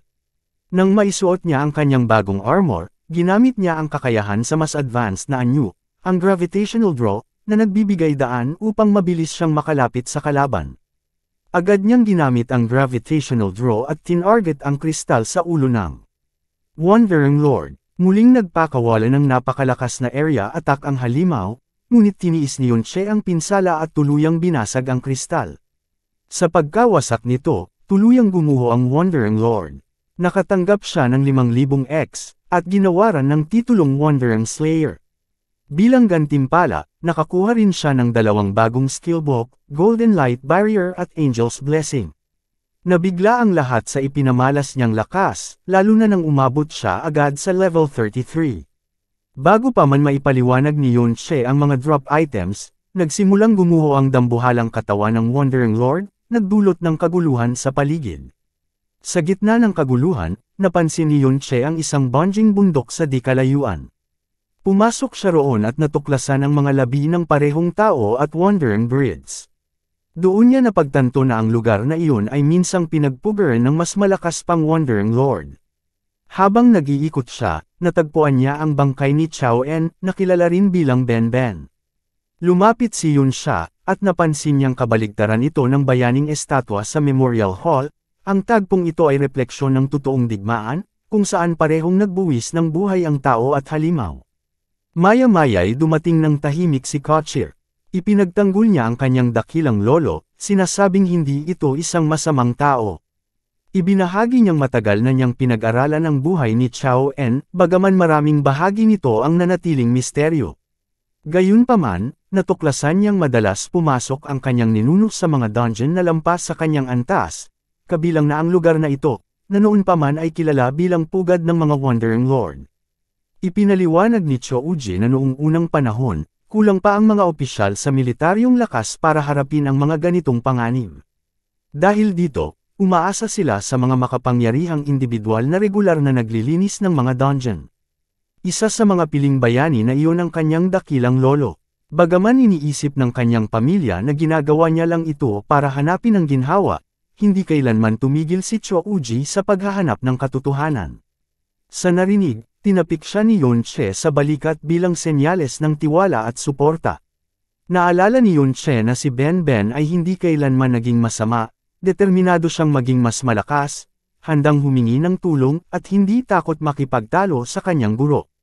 Sa huli, nasawi siya habang mag-isang nakikipaglaban sa napakaraming halimaw. Dahil sa alaala ni Ben Ben, nangako si Yunche sa sarili na ipaghihiganti ito laban sa pamilya Ding. Samantala, sa mansyon ng pamilya Ding, iniulat ni Ding Shu na nagsibalikan na ang mga estudyante mula sa dungeon, at pinupuri nila si Yunche sa pagkatalo ng isang nakatagong level 40 boss.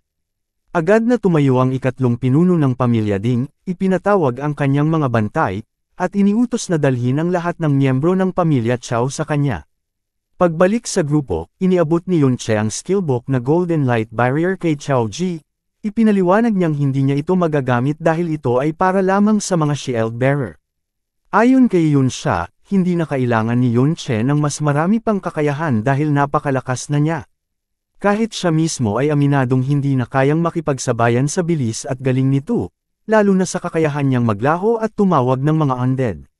Napaisip si Yunche sa sinabi ni Yunche, at doon niya napagtanto na ang kanyang mga undead summons ay mga kaluluwang na bago ang anyo. Muling naglaro sa isip niya ang posibilidad, baka may iba pang kaluluwa na maaari pa niyang matagpuan o mapalaya. Sa loob ng Mirror World, bukod sa kanyang sarili, pumasok si Yunche sa lugar na muling nag-refresh sa kanyang pagdating. Napansin niya ang kaluluwa ni Ben Ben, at nagtanong sa sarili kung posible itong makausap. Samantala, naalala ni Yunche na may mahalagang seremonya siyang dadaluhan, kaya siya at ang kanyang katulong ay umalis. Sa loob ng Mirror World, sinubukan ni Yunche na makipag-ugnayan kay Ben Ben, ngunit walang tugon.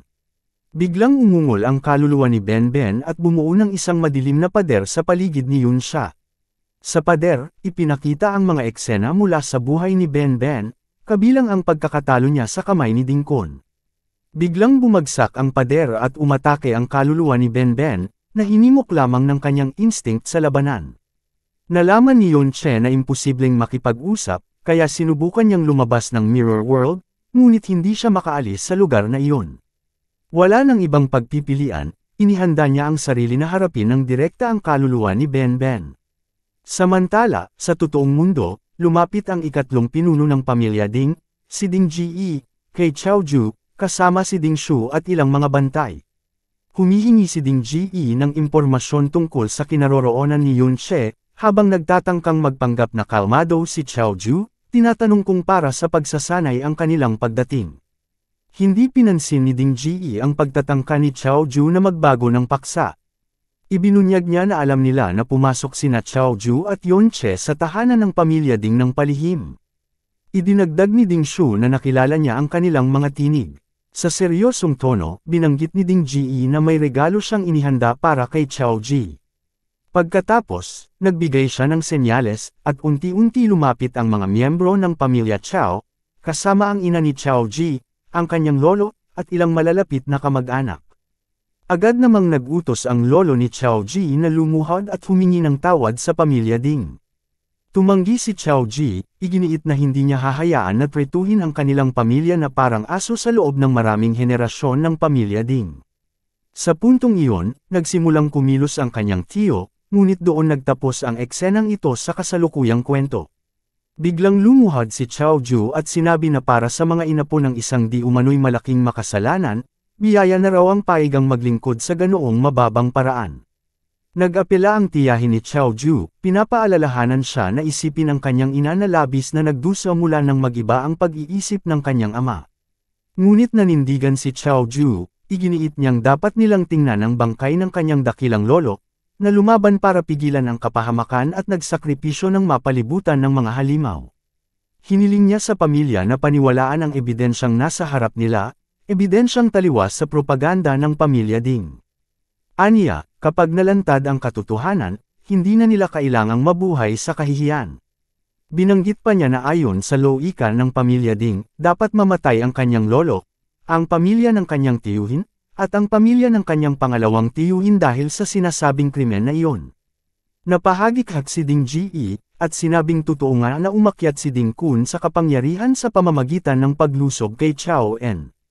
Ngunit nilate niya na wala raw siyang pakialam, tinakpan si Chao En bilang isang taksil ng imperyo, at hindi mahalaga kung nabaliw ang ama ni Chaoju o kung may namatay pang iba sa kanilang pamilya. Ipinahayag niya na alam na raw ito ng buong pamilya Chao at iniutos sa lahat na lumuhod. Nag-aatubiling lumuhod ang ina ni Chaoju, siya ay humihiyaw at umiiyak, yamang hindi na niya matiis ang dagdag na paghihirap pagkatapos ng pagkabaliw ng kanyang asawa. Ngunit naalala ni Chaoju ang payo ng kanyang ina noong siya ay bata pa, huwag siyang makinig sa sinasabi ng iba. Nawalan ng pasensya si Ding Shu at sinubukang itulak at sipain si Chaoju upang pilitin siyang magpasakop.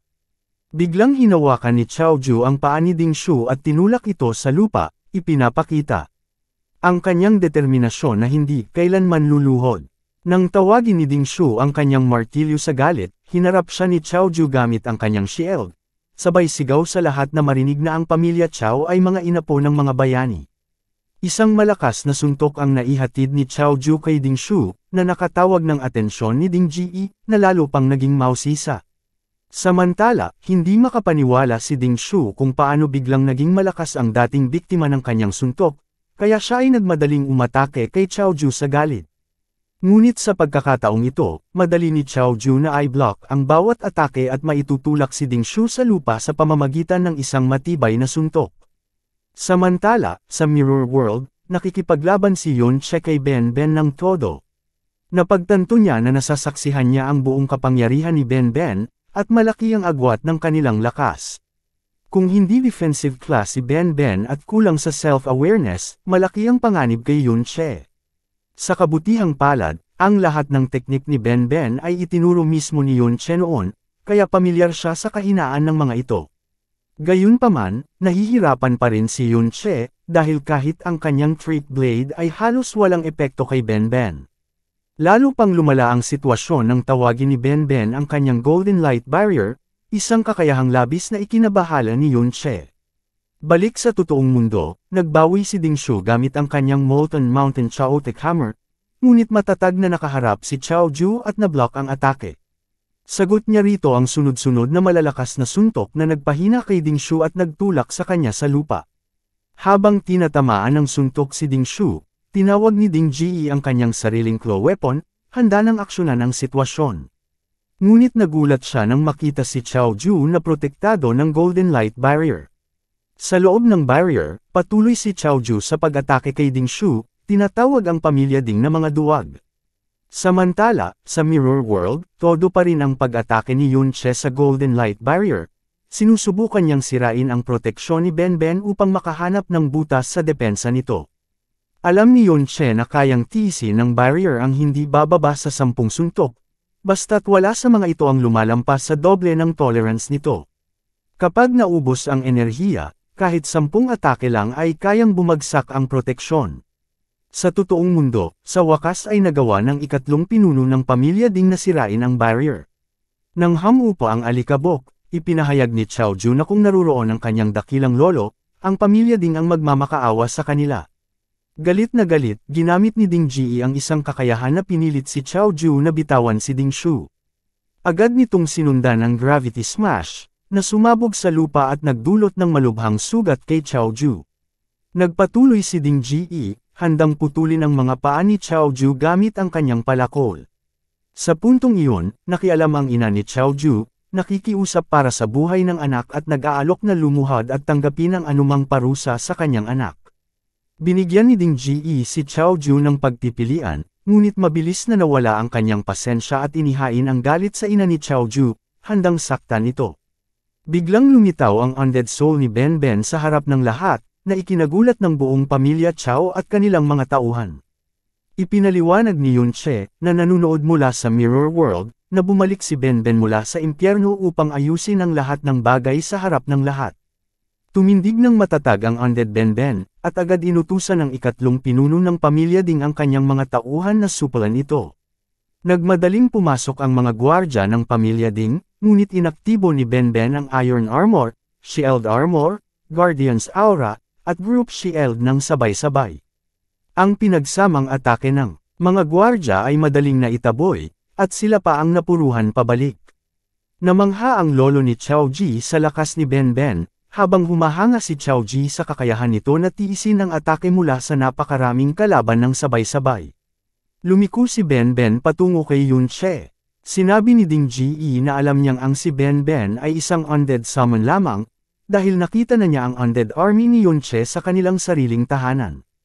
Nil-8 niya si Ben Ben, tinawag itong level 33 trash, at sinimulang magsagawa ng sunod-sunod atake gamit ang kanyang Semen Adhesion skill.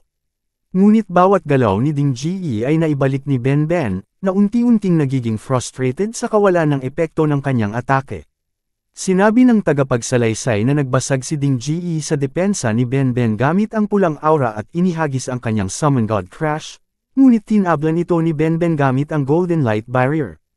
Ayon sa mga nakakita, inamin ng ikatlong ulo ng pamilya Ding na malakas ang barrier at inutusan ang kanyang mga tauhan na wasakin ito, ngunit nagulat siya nang makita na abala ang mga tauhan sa pakikipaglaban sa mga undead skeletons. Nabanggit din na sinubukan ni Ding Ji na atakihin si Yun Che gamit ang Charge Pressure Punch, ngunit walang epekto ang suntok. Nabigla umano si Ding Ji nang magpalat siya ng galaw sa Rending Claw, dahil biglang naglaho si Yun Che at muling lumitaw sa itaas upang umatake, dahil dito, seryosong nasugatan si Ding Ji. Patuloy ang kwento na nagngangalit at dumudugo si Ding Ji, ngunit madaling umiwas si Yun Che sa mga susunod niyang galaw. Inilarawan nila na itinindig ni Ben Ben ang kanyang espada upang gawing platform si Yun Che para sa mas mabilis na atake. Sa isang malakas na palo, naputol ni Yun Che ang isang braso ni Ding Ji. Nang tawagin ni Ding Ji ang kanyang pari, napagtanto niyang nawala na ang lahat ng kanyang mga tao, pinapatay ng mga undead ni Yun Che.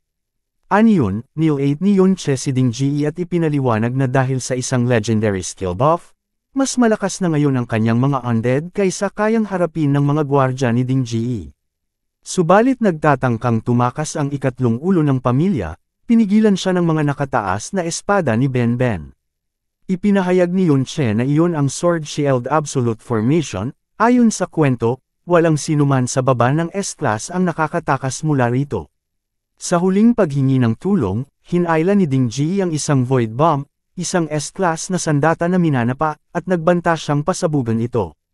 Ayon sa tagapag-ulat, nanatiling kalmado si Yun-che at hinikayat siyang gawin na lang, ngunit mabilis namang pinutol ni Yun-che ang isa pang braso ni Ding Ji, kaya natamba ang bomba. Walang iba pang opsyon ang ikatlong ulo, pinilit siyang lumuhad matapos umupo sa lupa na walang pag-asa. Sinabi rin sa kwento na napangiti si Chao Ju nang makita ang pangyayaring iyon, habang tahimik na umiyak si Ding Shu sa likod. Inilarawan nilang pinaluhod si Ding Ji, saka umakyat si Yun-che sa kanyang likod at tinutukan ng espada ang kanyang leeg, tinanong niya kung magkano ang halaga ni Ding Ji ngayon. Binanggit pa na sinuri ni Yun-che ang kanyang inventaryo at natagpuan ang daan-daang health potions, bawat isa ay nagbabalik ng 100 happy sa loob ng 10 segundo. Ngunit napagtanto niya agad na kahit gamitin lahat ng mga potions ay hindi sapat para ganap na pagalingin ang malubhang nasugatang Ben-Ben. Dahil dito, nagpasya siyang kailangan mamatay si Ben-Ben upang mabuhay muli at bumalik na mas malakas. Ayon sa pagtatapos ng eksena, matapos niyang tapusin si Ben-Ben, nagpakita ang kaluluwa nito sa Mirror World. Ay na maayos na na-recruit ni Yun-che si Ben-Ben bilang isang advanced undead. Napansin niya na sa pamamagitan ng pagpatay sa mga malalakas na kalaban, patuloy niyang mapapalawak ang kanyang hukbo ng mga makapangyarihang undead. Pinili rin niyang buhayin si Ding Shu para sa posibleng paggamit sa hinaharap. Ayon sa kwento, namangha ang lolo ni Chao Ji sa kakayahan ni Yun-che at naniniwala siyang siya ang dahilan kung bakit lumakas si Chao Ji. Samantala, ang tiyuhin ni Chao Ji ay nagpalagay na ang bayani na pumatay sa kanilang lolo dekada na ang nakalipas ay tiyak na mas malakas na ngayon. Sa isip ni Yun-che, naalala niya na kailangan niyang lalo pang lumakas upang harapin balang araw si Ding Kun. Napansin rin niyang ang kanyang mga undead soldiers ay nag-level up, kaya tama ang desisyon niyang ipadala sila sa labanan. Sa bagong lakas at kagamitan, halos hindi na sila matigil. Nang makita niya na ang dungeon ay hindi na nag-aalok ng sapat na karanasan, iniutos niya sa kanyang undead na talunin ang Dungeon Lord. Sa pamamagitan nito, mawawala ang dungeon at makakapagligtas ang pamilya Chao nang hindi napapansin. Sa huli, matagumpay nilang natalo ang Dungeon Lord at nagsimulang maglaho ang dungeon. Tinanong niya ang pamilya Chao at pinayuhan na tumakas agad, ipinaliwanag na ang kaguluhan ay magbibigay ng sapat na oras bago makarespond ang pamilya Ding sa pagkamatay ng ikatlong ulo. Sinabi niya sa kanila na tumakas agad at nangakong siya na ang bahala sa mga hahabol. Alam ng ating pangunahing tauhan na kailangan pa niyang talunin ang mas maraming Dungeon Lords upang marating ang Mirror World Level 3. Mula nang huli siyang mag-upgrade, malaki na ang kanyang naging lakas, at kumpiyansa siyang kapag umabot siya sa susunod na antas, magiging kapantay na niya, o baka mas malakas pa, kay Ding Kun. Sa pasukan ng isang pribadong dungeon na pag-aari ng isang mayamang lalaki, nagyayabang ang gwardya na wala raw maglalakas loob na pumasok ng walang pahintulot. Hindi niya alam na Yun-che ay nakapasok na sa loob. Napansin ng ating bayani kung gaano kababa ang seguridad sa ganitong uri ng dungeon, kaya ipinagpatuloy niya ang pag-clear ng ilan pa, dahan daw ang tumataas ang kanyang antas. Makalipas ang ilang araw, kumalat ang mga balita tungkol sa isang misteryosong dungeon destroyer. Napaisip si Lolo Ji kung si Yun-che nga ba ang tinutukoy ng mga usap-usapan. Nababahala siya na baka may makakilala at may ugnay ang mga pangyayari sa dungeon na pinasok nila noon, na posibleng magdala sa pamilyang Ding pabalik kay Yun-che. Naisip niya ring nilinis ni Yun-che ang mga dungeon upang tulungan ang pamilyang Chao na makatakas. Ngayon, malayo na sila sa lupain ng mga Ding at pansamantalang ligtas, nakaramdam ang pamilya ng kaunting ginhawa at kapayapaan. Ngunit hindi nagtagal, dumating si Ding Hao, ang pangalawang pinuno ng pamilyang Ding. Sa pamamagitan ng kanyang pambihirang descent skill, winasak niya ang pader ng kanilang pinagtatagwan. Galit niyang tinawag silang mga traidor at malamig na binalaan na natuntun na raw nila ang kinaroroonan ni Yun-che. Samantala, sa labas ng Hero Dungeon, nakatayo ang ating binata, ngayon ay nasa level 42 na, at umabot na sa Mirror World Level 3, handa na at buong tapang na idineklara na dumating siya para kay Ding Kun. Habang nakaharap sa pasukan ng dungeon, napaisip si Yun-che. Naalala niyang lahat ng mga pribadong dungeon na nilinis niya noon ay nasa level 30 lang, masyadong mahina upang magbigay ng tunay na hamon o pag-unlad. Ang mga mas malalakas na dungeon, tulad ng Hero Dungeon, ay kontrolado ng pamahalaan, mahigpit na binabantayan ng militar, at ipinagbabawal ang paglapit ng sinuman sa loob ng 2 kilometrong radius. Karaniwan, umaasa sana siya sa kanyang Mirror World skill, ngunit dahil limitado lang ito sa 20 metro, hindi iyon sapat upang makalusot sa ganoong kahigpit na seguridad. Kaya napagpasyahan niyang humingi ng tulong kay Yunsha. Pagdating ni Yunsha, agad niyang tinanong kung bakit siya pinatawag at kung bakit gustong-gusto ni Yunche na makapasok sa dungeon. Inamin niya ring hindi rin siya makakapasok ng walang pass. Tumugon naman ang ating pangunahing tauhan at iniabot sa kanya ang ilang temporary passes na ninakaw niya mula sa tirahan ng pamilyang Ding. Ngunit pinaalala ni Yunsha na bawat pass ay nangangailangan ng kasamang magpapatunay sa pagkakakilanlan ng may hawak sa oras ng inspection. Pinilit niyang tanungin kung bakit ganoon na lang ang pagkadesperado ni Yunche na makapasok. Sa wakas, ipinaliwanag ni Yunche na matapos niyang makita ang sinapit ni Ben sa tinatawag na Traitor's Dungeon, nagsimula siyang maghinala na may mali sa kwento ng mga bayani tungkol sa di umano'y rebelyon. Dahil dito, napagpasyahan niyang tulungan ang pamilyang Chow upang mabunyag ang tunay na nangyari. Tinuligsa ni Yunsha ang binata, sinabing wala naman siyang kaugnayan sa pamilyang Chow, kaya't walang saysay na ipagsapalaran niya ang buhay at makipagbanggaan sa pamilya ng mga bayani. Inakusahan pa niya ito ng pagsisinungaling, dahil ninakaw daw ni Yunche ang mga pass bago pa man niya nalaman ang tungkol kay Ben. Ipinahayag naman ni Yunche na si Dingay ang nanguna sa isang grupo papunta sa Traitor's Dungeon upang maghayganti, ngunit bigla itong naglaho, kasama ng buong dungeon. Dahil dito, napaisip si Yunsha na marahil ay may kinikimkim na galit si Yunche laban sa mga tinaguriang bayani.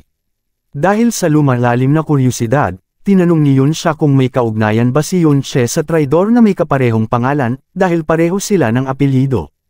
Nagbiro naman si Yunche, sinabing pareho rin silang apelyido ni Yunsha, kaya't baka sila rin ay magkamag-anak. Agad namang sumagot ang babae na pinalitan niya ang kanyang apelyido upang makaiwas sa gulo. Muli siyang tinukso ni Yunche, sinasabing baka ina-assume lang nito na, yun, talaga ang tunay niyang apelyido.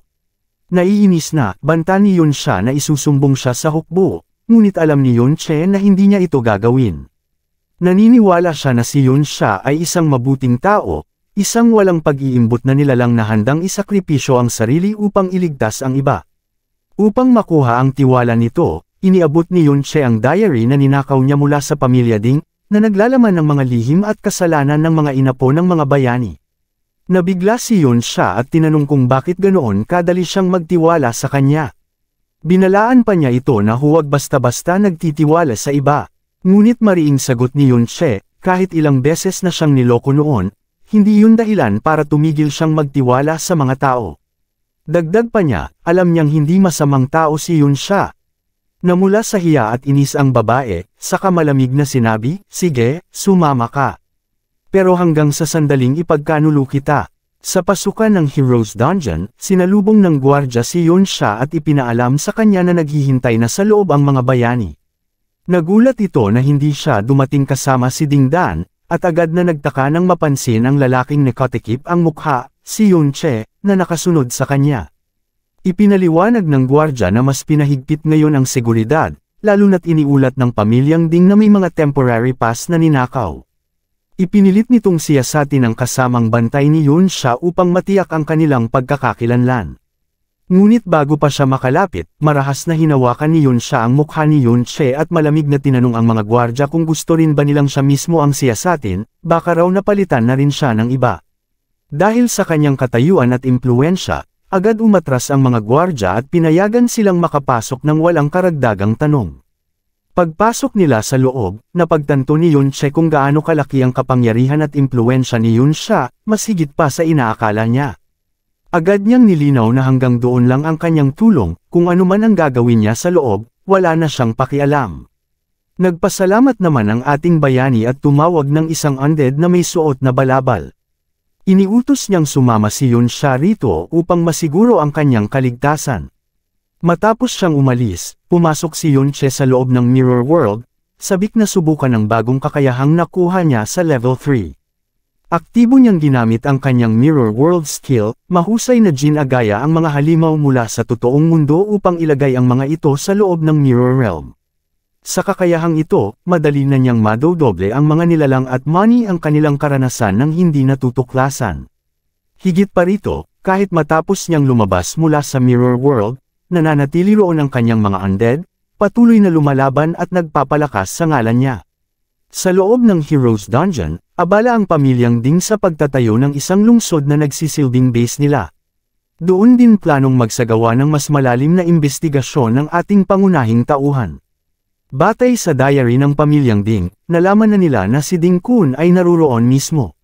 Sa kasamaang palad, kakaunti lang ang alam ng ating bayani tungkol kay Ding Kun, maliban sa katotohanang nakamit nito ang S-rank ilang dekada na ang nakalilipas at hindi pa kailanman ipinakita sa publiko ang kanyang tunay na lakas. Naniniwala si Yun Che na sa pamamagitan ng pagkolekta ng karagdagang impormasyon, makakakuha siya ng sapat na kumpiyansa upang makaharap si Ding Kun.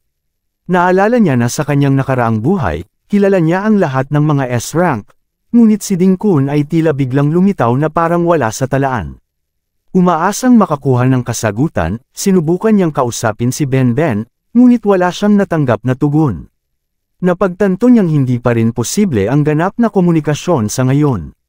Naalala ni Yun Che na nang umangat ang antas ng kanyang Mirror World, tumaas din ang katalinuhan ng kanyang mga nilikhang undead, at si Ben Ben ang pinakakitang-kita ang pagbabago, bagamat hindi pa rin sapat upang makipag-usap ng tuluyan. Umaasa siya na sa mga susunod pang upgrade, muling mababawi ni Ben Ben ang kanyang kamalayan. Samantala, sa kastilyo ng Dungeon City, nagngangalit si Ding Dan habang sinisigawan ang kanyang ama. Inakusahan niya itong palaging kinakampihan ng ikatlong anak. Ayon sa ulat ng Security Bureau, ang anak na iyon ay nananatiling nawawala. Ang mismong bayani ng imperyo, si Ding Kun. Tahimik lamang na nakaupo si Ding Kun sa kanyang baluti, ngunit tumayo siya nang marinig ang sigaw ng anak. Malamig niyang sinabi na marahil ay umabot na sa S-rank ang kriminal, at pinayuhan itong kumilos agad. Ngunit bago pa makasagot si Dan, biglang sinaksak ni Ding Kun ang kamay niya sa dibdib ng anak. May halong panunuya, tinawag niyang walang silbi si Dan, dahil ni hindi nito nagagawang bantayan ang sarili niyang anak. Kinutsa pa niya ito, sinasabing wala itong karapatang tawaging S-rank kung hindi man lang kayang tumanggap ng isang suntok. Sa huli, malamig niyang idineklara na ang tanging dahilan kung bakit pinabuhay pa niya si Dan ay upang bantayan nito ang kanyang apo, ngayon ay tapos na ang layuning iyon. Gayunman, sinabi ni Ding Kun na si Dan mismo ang dapat maglinis ng gulong ginawa niya. Binalaan din niya ito na ang pagkawala ng isang kamag-anak na may dugong kapareho ay may kapalit, bawas ng ilang taon sa kanyang sariling buhay. Samantala, sa labas ng kastilyo, nakatali si Ding Yan, isang inapo ng bayani, gamit ang mga sinturon habang nakasakay sa likod ng isang dambuhalang lalaki. Sa paligid, pinagmamasdan niya na may ngiti sa labi habang nag-aaway ang mga tao at mga lobo para sa pagkain. Dumating ang kanyang alalay na si Nance at binanggit na ang alaga ng amo niyan ay hindi pa nakakakain ng karne sa loob ng ilang araw. Sa mga sandaling iyon, pinagmamasdan ni Yun Che ang tagpong iyon mula sa malayo. Napansin niyang mas maayos at disiplinado ang mga kasapi ng pamilyang Ding sa lugar na ito kumpara sa mga nasa labas. Habang pinag-iisipan pa niya kung magpapakita ba siya o hindi, nagsimulang kumilos si Ben Ben, pilit na nagsasalita kahit mahina. Napagtanto ni Yun Che na kahit sa ganitong kalagayan, gustong tumulong ni Ben Ben sa iba. Naalala niya na noong nasa disaster zone pa sila, sina Ben Ben at Lan Chin ang dalawa sa pinakamabait at pinakamatatag, kaya't tinanggap niya silang maging mga alagad. Ngayon, labis siyang nagsisisi, iniisip na kasalanan niya kung bakit nauwi si Ben Ben sa ganitong kalagayan. Makalipas ang ilang minuto, nagsimulang bumubulong si Ben Ben, binabanggit ang ilang pangalan. Dahil dito, inakala ni Yun Che na nagkakaroon na muli ng kamalayan ang kanyang alaga. Ngunit nang malinaw na banggitin ni Ben Ben ang mga salitang, Lian Xian ay si Ding Kun, nanlaki ang mga mata ni Yun Che sa gulat, hindi siya makapaniwala. Samantala, sa loob ng kastilyo, pinupunasan ni Ding Kun ang dugo ng kanyang anak mula sa kanyang baluti habang mahina niyang binibigkas ang pangalan ng ating bayani. Hindi niya inasahang maririnig muli ang pangalang iyon matapos ang napakaraming taon. Ngayon, sabay na umusbong sa kanya ang pananabik at kuryusidad, nais niyang malaman kung sino ang nang-ahas magpanggap bilang kanyang master. Habang abala si Yan sa pag-aalaga ng iba pa niyang alagang halimaw, pinabayaan niyang magutom ang kanyang mga ogre. Sa gitna ng pagkabaliw, itinuro niya ang mga walang kalaban-labang tao sa malayo at pasiga na iniutos sa mga ogre na kainin silang lahat. Habang papalapit na ang karumaldumal na tanawin sa isang bata, dumating si Yunche sa tamang oras at agad pinatay ang mga halimaw, iniligtas ang bata mula sa tiyak na kamatayan. Ngunit kahit matapos ang lahat ng iyon, hirap pa rin si Yunche tanggapin ang katotohanang si Ding Kun, ang bayani ng imperyo, ay siya ring Lan Qin na minsan niyang itinuring na kaibigan. Samantala, nagtatago si Yan sa likod ng kanyang mamamatay tao, nag-aalangan sa biglaang pagbaligtad ng sitwasyon. Galit na galit si Yunche matapos matuklasan na iisa pala ang taong Ding Kun at ang dati niyang alagad. Habang pinipigilan ang sarili, naalala niya ang nakaraan, ang panahong itinuro niya sa kanyang dalawang alagad na tapos na ang panahon ng mga kabalyero, ngunit bilang inapo ng lahing iyon, nais pa rin niyang maipasa ang kanilang mga prinsipyo at dangal. Sa ilalim ng kanyang gabay, siniguro niyang mas malakas sila kaysa sa karaniwang mga propesyonal. Tinuruan niya silang sundin ang ilang mahahalagang prinsipyo kung nais nilang magpatuloy sa ilalim ng kanyang pagsasanay. Ang una ay kabab ang loob, paalala na hindi sila naiiba sa iba at dapat manatiling magalang at mapitagan. Madalas niyang pag-alitan ang sinumang nagpapakita ng kawalang galang, at maging sa mahihirap na sandali, binibigyan pa rin niya sila ng mga skillbook upang tulungan silang umunlad. Pagbalik sa kasalukuyan, pinahirapan ni Yunche sina Yan at Nance. Sinira pa nga niya ang legendary equipment ng mamamatay tao na nasa level 30. Gayunman, patuloy pa ring nagmamataas si Yan, pinagtatawanan pa siya. Dahil dito, naalala ni Yunche ang ikalawang aral, ang pagpapakita ng awa. Itinuro niya noon na dapat tretuhin ng may kabaitan ang mga mahihina, at gamitin ang habag bilang panlaban sa karahasan at kasamaan. Noong araw, siya mismo ang nagligtas sa dalawang alagad na iyon mula sa slave auction, dahil naniniwala siyang ang mga nakaranas ng pagdurusa ay mas makakaunawa sa paghihirap ng iba. Ngunit ngayon, habang binabasag niya ang mga ilusyon ni Yan at Nance, walang pakundangang sinabi niya na marami pa raw siyang dapat harapin, at nagbiro pa ito, baka raw isa sa kanila ang pamilya ni Yunche mismo. Dahil sa insultong iyon, ginamit ni Yunche ang kapangyarihan ng kanyang system, pinataas ang kanyang attack power, at ginamit ang Mirror World upang matukoy ang totoong kinaroroonan ni Yan at Nance. Pagkatapos silang mahanap, agad siyang sumugod para sa isang diretsahang pag-atake. Habang lumalaban, naalala niya ang ikatlong aral, ang tapang. Sa bawat laban sa loob ng dungeon, kailangang tumindig para sa katarungan. Nang makita niya ng tunay na lakas ng ating bayani, nagpa siya itong umatras, iniwan si Nance upang harapin si Yunche mag-isa. Gumamit si Nance ng kanyang kakayahan upang suntukin si Yunche, ngunit sa mismong sandaling iyon, hindi niya ito mahanap. Biglang lumitaw si Yunche sa likuran ni Nance at mabilis na inatake ito, kasunod ay pinakawalan niya ang isang espesyal na kasanayan na yumanig sa buong paligid. Sa sandaling iyon, pumasok sa kanyang isipan ang ikaapat na aral, ang diwa ng sakripisyo. Samantala, hinihila ni Benben ang walang malay na si Yan, dala siya papunta sa kanyang master. Pilit na sumisigaw si Yan, ipinagmamalaki, na siya ang apo ng bayani. Ngunit natigilan siya at nanlaki ang mga mata nang makita ang dating mamamatay tao niyang si Nance, ngayon isa ng puppet na kontrolado ng ating pangunahing tauhan. Habang pinagmamasdan niya ito, muling naalala ni Yunche ang mga natitirang aral na itinuro niya noon, katapatan, katarungan, dangal, at kaluluwa. Ang mga prinsipyong minsan niyang itinanam sa puso ng kanyang mga alagad, na ngayoy ganap ng tinalikuran ng isa sa kanila. Matapos talunin si Yan, tumayo si Yunche sa ibabaw ng pader ng kastilyo. Mula roon, nisalayan niya ang nakapangangilabot na tanawin, napakaraming tao ang nakabitin, ginawang mga bilanggo. Doon niya lubos na napagtanto na si Lan Xian ay hindi lang lumihis sa kanyang mga turo, kundi pati ang mismong talim ng espada nito ay itinapat na sa kanyang dating guro. Galit na galit, sumigaw si Yunche, humihingi ng kasagutan kung bakit pinangunahan ni Lan Xian ang kanyang mga inapo tungo sa ganitong kasamaan. Ngunit bago pa man siya makalapit, biglang lumitaw si Chen sa kanyang likuran at isang napakalakas na hampas ang tumama sa kanya, dahilan upang lumipad siya at mabasag ang ilang pader ng kastilyo. Gayunpaman, agad siyang nakabawi. Ginamit niya ang kanyang mga kasanayan upang pagalingin ang sarili at sabay palakasin ang kanyang puwersa. Habang papalapit si Chen, agad namang gumanti si Yunche, pinakawalan ng kanyang mga mirror constructs upang sabay-sabay na umatake. Sa gitna ng alikabok at pagyanig, hinarap niya ng diretso si Chen, at mariing tinanong. Bakit mo ako tinalikuran? Nang tamaan ni Yunche ng malakas na atake si Chen, nabasag ang baluti nito at sa wakas ay lumantad ang kanyang mukha. Nanigas ang katawan ng ating bayani, at halos hindi siya makapaniwala sa nakita. Ang estudyanteng kanyang hinanap, si Chen, ay walang iba kundi si Ding Kun mismo. Agad siyang sumigaw, galit na tinanong kung bakit siya ipinagkanulo ng sarili niyang alagad. Ngunit malamig lamang ang sagot ni Chen, sinabing nakilala raw niya ang dati nitong pangalan. Habang dahan daw ang umaatake, nagtanong ito kung si Yunche ba ay ipinadala ng kanilang dating master. Mabilis na nakaiwas si Yunche sa mga sunod-sunod na pag-atake, at saka tumira mula sa likuran.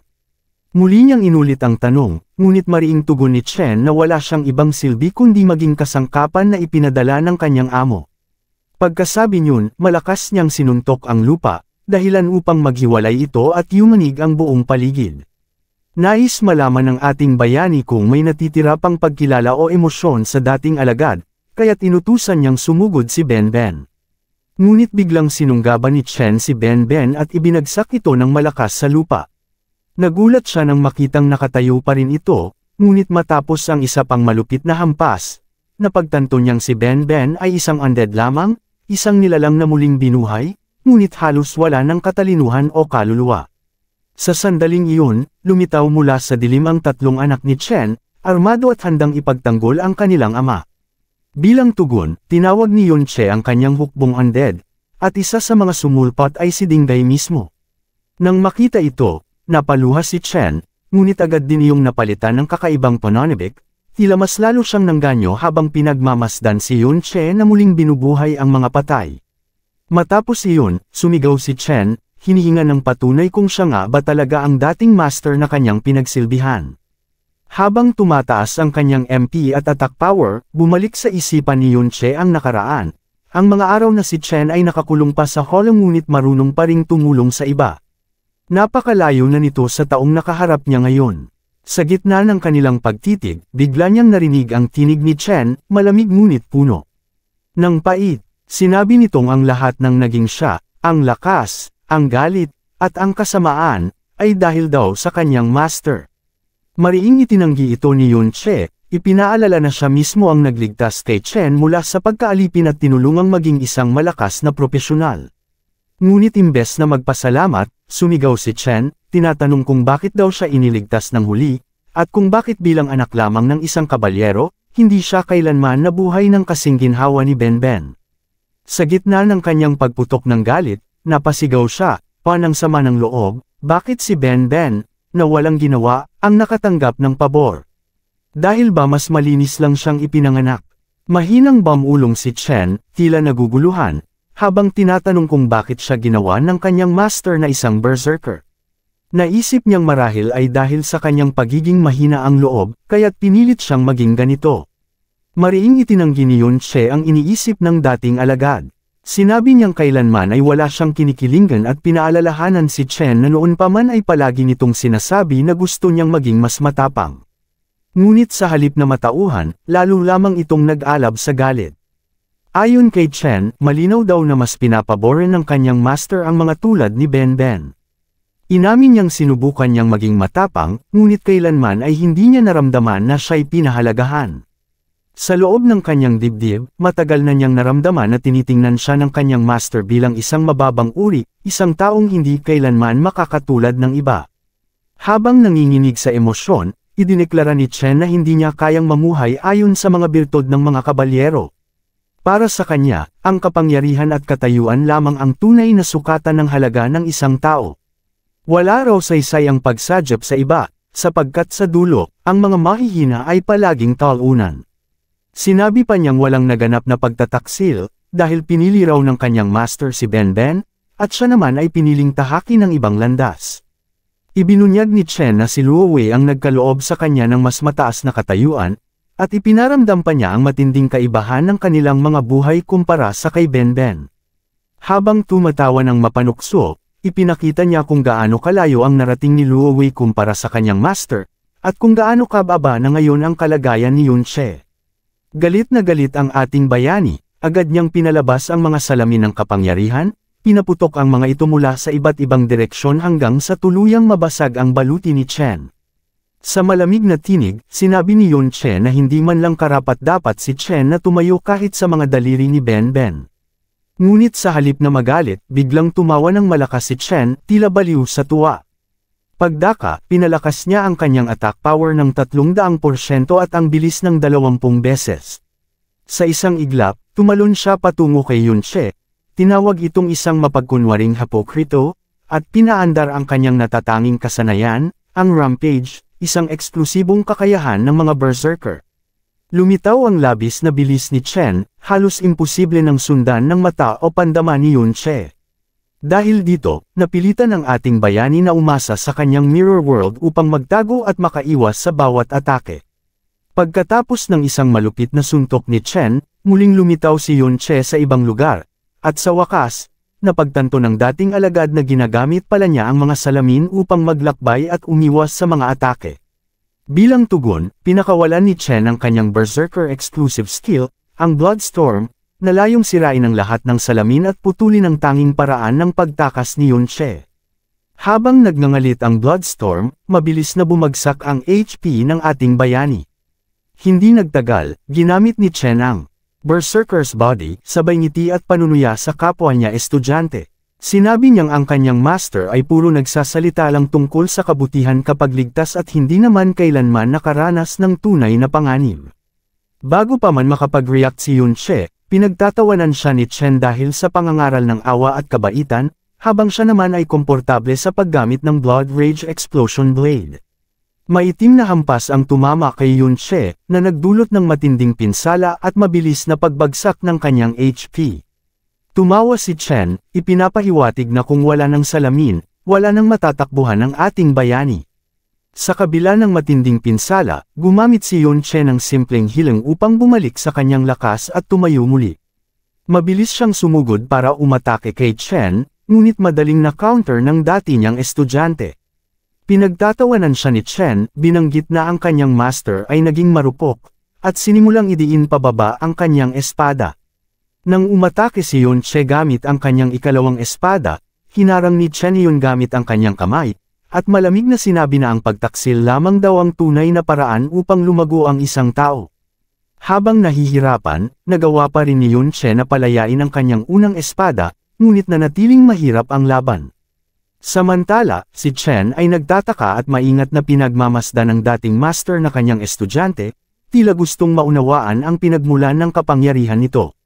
Tinukso ni Chen si Yun Che, tinatanong kung naiinggit ba siya kay Guo Wei, na naging Supreme King, habang siya naman ay naging traidor. Sa huling panunuya, pinabagsak ni Chen si Yun Che sa mga guho ng kastilyo ng may matinding lakas, dahilan upang bumagsak ang HP ng ating bayani sa 42 lamang. Ngunit sa halip na matakot, lalo lamang tumaas ang kasabika ni Chen sa ideya na siya mismo ang papatay sa kanyang master. Sa halip na tapusin ang laban kaagad, nag-alok siya ng pinaikot na awa. Sinasabi na dapat tumalima si Yun Che, maging kanyang alaga, at ibunyag ang sikreto ng resurrection. Sa gulat ni Chen, tumindig si Yun Che, mahigpit na hawak ang kanyang mga espada, at buong tapang na inamin na dapat hindi niya inligtas si Chen mula sa hola ng pagkaalipin. Sa sandaling iyon, nag-level up si Yun Che, ganap na naibalik ang kanyang lakas at status, na nagdulot ng pagkabigla kay Chen. Samantala, ang hukbo ng mga undead ay patuloy na nakikilahok sa laban sa loob ng Mirror World, unti-unting pinapalakas ang karanasan ng ating bayani. Pinaganya niya ang Reverse Acceleration Radiance, na nagdagdag ng 30% speed sa kanyang mga unit, at sinundan ng Reverse Evil Possession upang higit pang mapalakas ang kanilang stats. Ginamit niya ang lahat ng natutunang chanting class skills mula sa bawat dungeon na kanyang nilinis. Mariing idineklara ni Yun Che na wala siyang pangangailangan sa kabutihan kapag nakaharap kay Chen, at determinado siyang ayusin ang kaguluhan, anuman ang magastos. Sinimulan niyang umatake mula sa lahat ng direksyon. Ngunit simpleng tumawa lamang si Chen, pinapuna ang kanyang master na nagtatangkang lumaban gamit ang dalawang espada ng walang direksyon. Biglang nawala si Yun Che, at muling lumitaw sa likuran ni Chen, na agad nagbigay ng matinding suntok. Natigilan si Chen, na naaalala niyang winasak niya na ang lahat ng salamin. Ngunit napansin niya ang dugo sa lupa at huli na ang kanyang pagkaunawa. Anumang reflective surface ay pwede pang gamitin ni Yun Che sa paglipat. Mabilis na pinaganya ni Chen ang blood energy gathering, kumbinsido na ngayon, na walang anumang reflective surface, hindi na makakatakas si Yun Che. Ngunit sa sandaling iyon, sumugod si Ben Ben at tinusok siya mula sa likuran. Agad namang ginamit ni Yun Che ang pagkakataon, tinawag niya ang lahat ng undead creatures na nasa kanyang hukbo. Sa wakas, natagpuan ni Chen ang kanyang sarili na ganap ng napalibutan, walang kahit isang paraan ng pagtakas, at walang puwang na makaligtas.